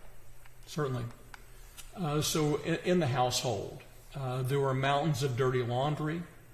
The kitchen was always infested with flies and bugs. There were cobwebs in every corner of the room when they were out on the farm. The floor was always dirty. And so the household is in this status of neglect. There was neglect of Jeremy's hygiene as a kid. Until he was an adolescent, he was bathing once or twice a week. Now, it's not the kid's job to decide they need a bath every night when they're 5, 6, 7, 8 years old. That's the parent's job. And he's only bathing once or twice a week. He is often sleeping in his clothes and then wearing them again the next day. There's neglect of just basic child hygiene. Dr. Cunningham, was there a contributing factor to Christine neglecting the household and to Jeremy's hygiene? I think there is. I mean, part of it is her own egocentric focus, but additionally, she was depressed. Sophia recalled that her mom would have periods where she wouldn't get out of bed to help with what she would get out of bed to help with the livestock, but that's all she would do. She had a garden, did a farmer's market, but there were days that she just wanted to lay down and be left alone. That's a classic depression presentation. Doctor, can you please illustrate the emotional neglect Jeremy suffered? So I've already talked about that his practical care and his nurturance and supervision was abdicated to Jackie. He got little affection after his preschool years. There was inconsistent and only partial support for positive peer involvement. He did have some teams that he played on, but not the routine kind of social engagement that a kid needs. Christine infrequently interacted with him, rarely attended one of his games, and I described Dean was chronically late in picking him up from school. Doctor, can you please illustrate the physical and emotional abandonment that Jeremy had suffered? So first, Jackie is amputated from his life as Christine gets involved with Jeff Griggs, and that involvement apparently lasts a couple of years. And over that period of time, he expels Jackie and Sophia from the household. And with that, now Jeremy's primary emotional support person in his sister has been amputated from his life. Jackie tries to make it up to Christine. She sends her flowers. She writes her notes. She's doing things to see if they can't restore communication, both to have a relationship with her mother and also to be able to still be available to Jeremy. And Christine rebuffs all those efforts. She's not having it. And again, likely Jeff is a driving force in that. Then she abandons him for Jeff Griggs when he's 10 years old. And this very precipitously. Jeremy remembers that about 6 months before his mom left, she said something about Fairfield was not a good place to live, and she didn't think she wanted to live there. And then one day she invites him to come over for lunch, and when he gets there, the house is being boxed up. And so he eats lunch with her and Jeff, and then he helps them put things in the boxes and describes that it was pretty surreal about what's going on. That was the last time he saw his mother for a year and a half or 2 years, when he then went for a weekend visit down in Colorado and has never seen her since. So that's what's happening with Mom. And then Dean is disfluent about emotionally connecting to Jeremy. He creates aspirations for him and tells him about what he's supposed to do and why, but has difficulty actually relating to him and talking to him. So the characterization was that nobody talked with Jeremy about his emotional experiences. Dr. Cunningham, how significant is the emotional nurturance from a mother in childhood? So that emotional nurturance is foundational. That's the foundation that the rest of this person's life and personality will be built on. Can you provide the court with an anecdote to illustrate this? So yeah, in terms of a foundation level kind of thing. In my oldest son's first year of life, he had a lot of ear infections. And those would tend to flare up in the night, and he would awaken from sleep crying as his tubes got stopped up, I guess. And so my wife and I would take turns, 2 or 3 hour turns, and would go into the bedroom and pick him up. And if you picked him up and put him on your shoulder and leaned your head over against him, as long as you were up with him and walking, he would stop crying and go back to sleep, but lightly asleep. Because if you just kind of lean back against the dresser trying to take a little weight off your legs, he starts crying again. So just hour after hour, walking from one corner of the room to the other, patting him to help him sleep. So then he was about 15 months. He had not been walking very long. And he walked over and he picked up the little stuffed monkey doll off his toy chest, and he put it on his shoulder, and he cocked his head against it, and he started walking from one corner of the room to the other, patting the monkey doll. And I turned to my wife and I said, when he has children who cry in the night, and he reacts with nurturance instead of rage, he will have no idea where that comes from. This is where it comes from. This is that foundation that nurturance gives you. That you will later, but he doesn't remember that, you will later draw on that foundation long after the linoleum covers it up and you can't remember it. But that's what you're still drawing against. What happens when a child instead experiences emotional neglect? That has an effect of shattering this foundation and creating fundamental vulnerabilities that they will struggle to recover from, that will slow the progression of maturity for them. How does neglect compare to physical abuse in terms of the emotional injury in childhood? So neglect is more damaging than acute instances of abuse. And this kind of makes sense if you think about it. The child that is abused potentially may get pretty good nurturance along the way. It's just that their parent periodically loses it on them. With neglect, that's more like chronic emotional malnutrition. You just never do get the groceries. And that ends up being more damaging than those acute instances of abuse.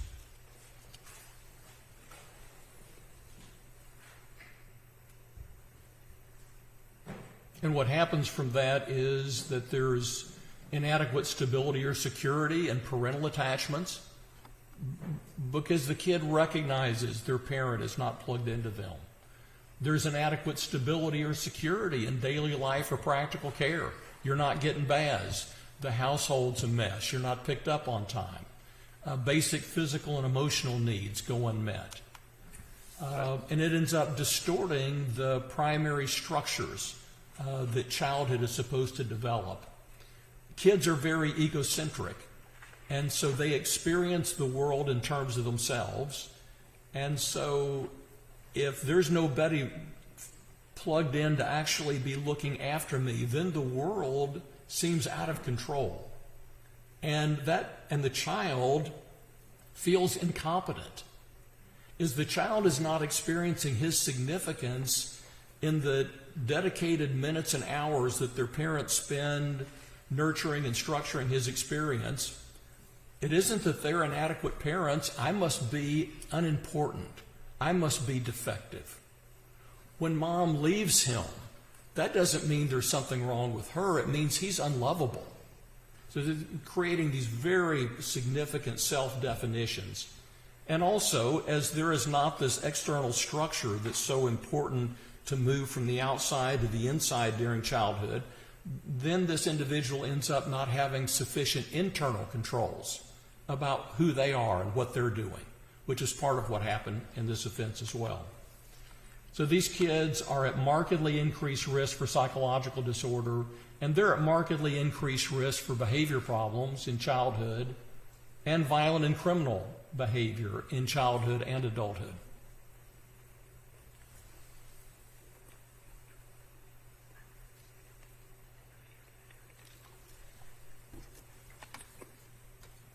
Your Honor, before we get into the next topic, I don't know if it would be appropriate to break for the day or take a short break, but we've been at it for a while. Any objection to breaking for the day? No objection. I would just ask about how much time we're estimating remaining with the direct examination of this witness. We are about 2/3 of the way through the direct examination. So no objection to breaking then. Okay, we will recess and reconvene at 9 o'clock sharp tomorrow. Thank you. Thank you.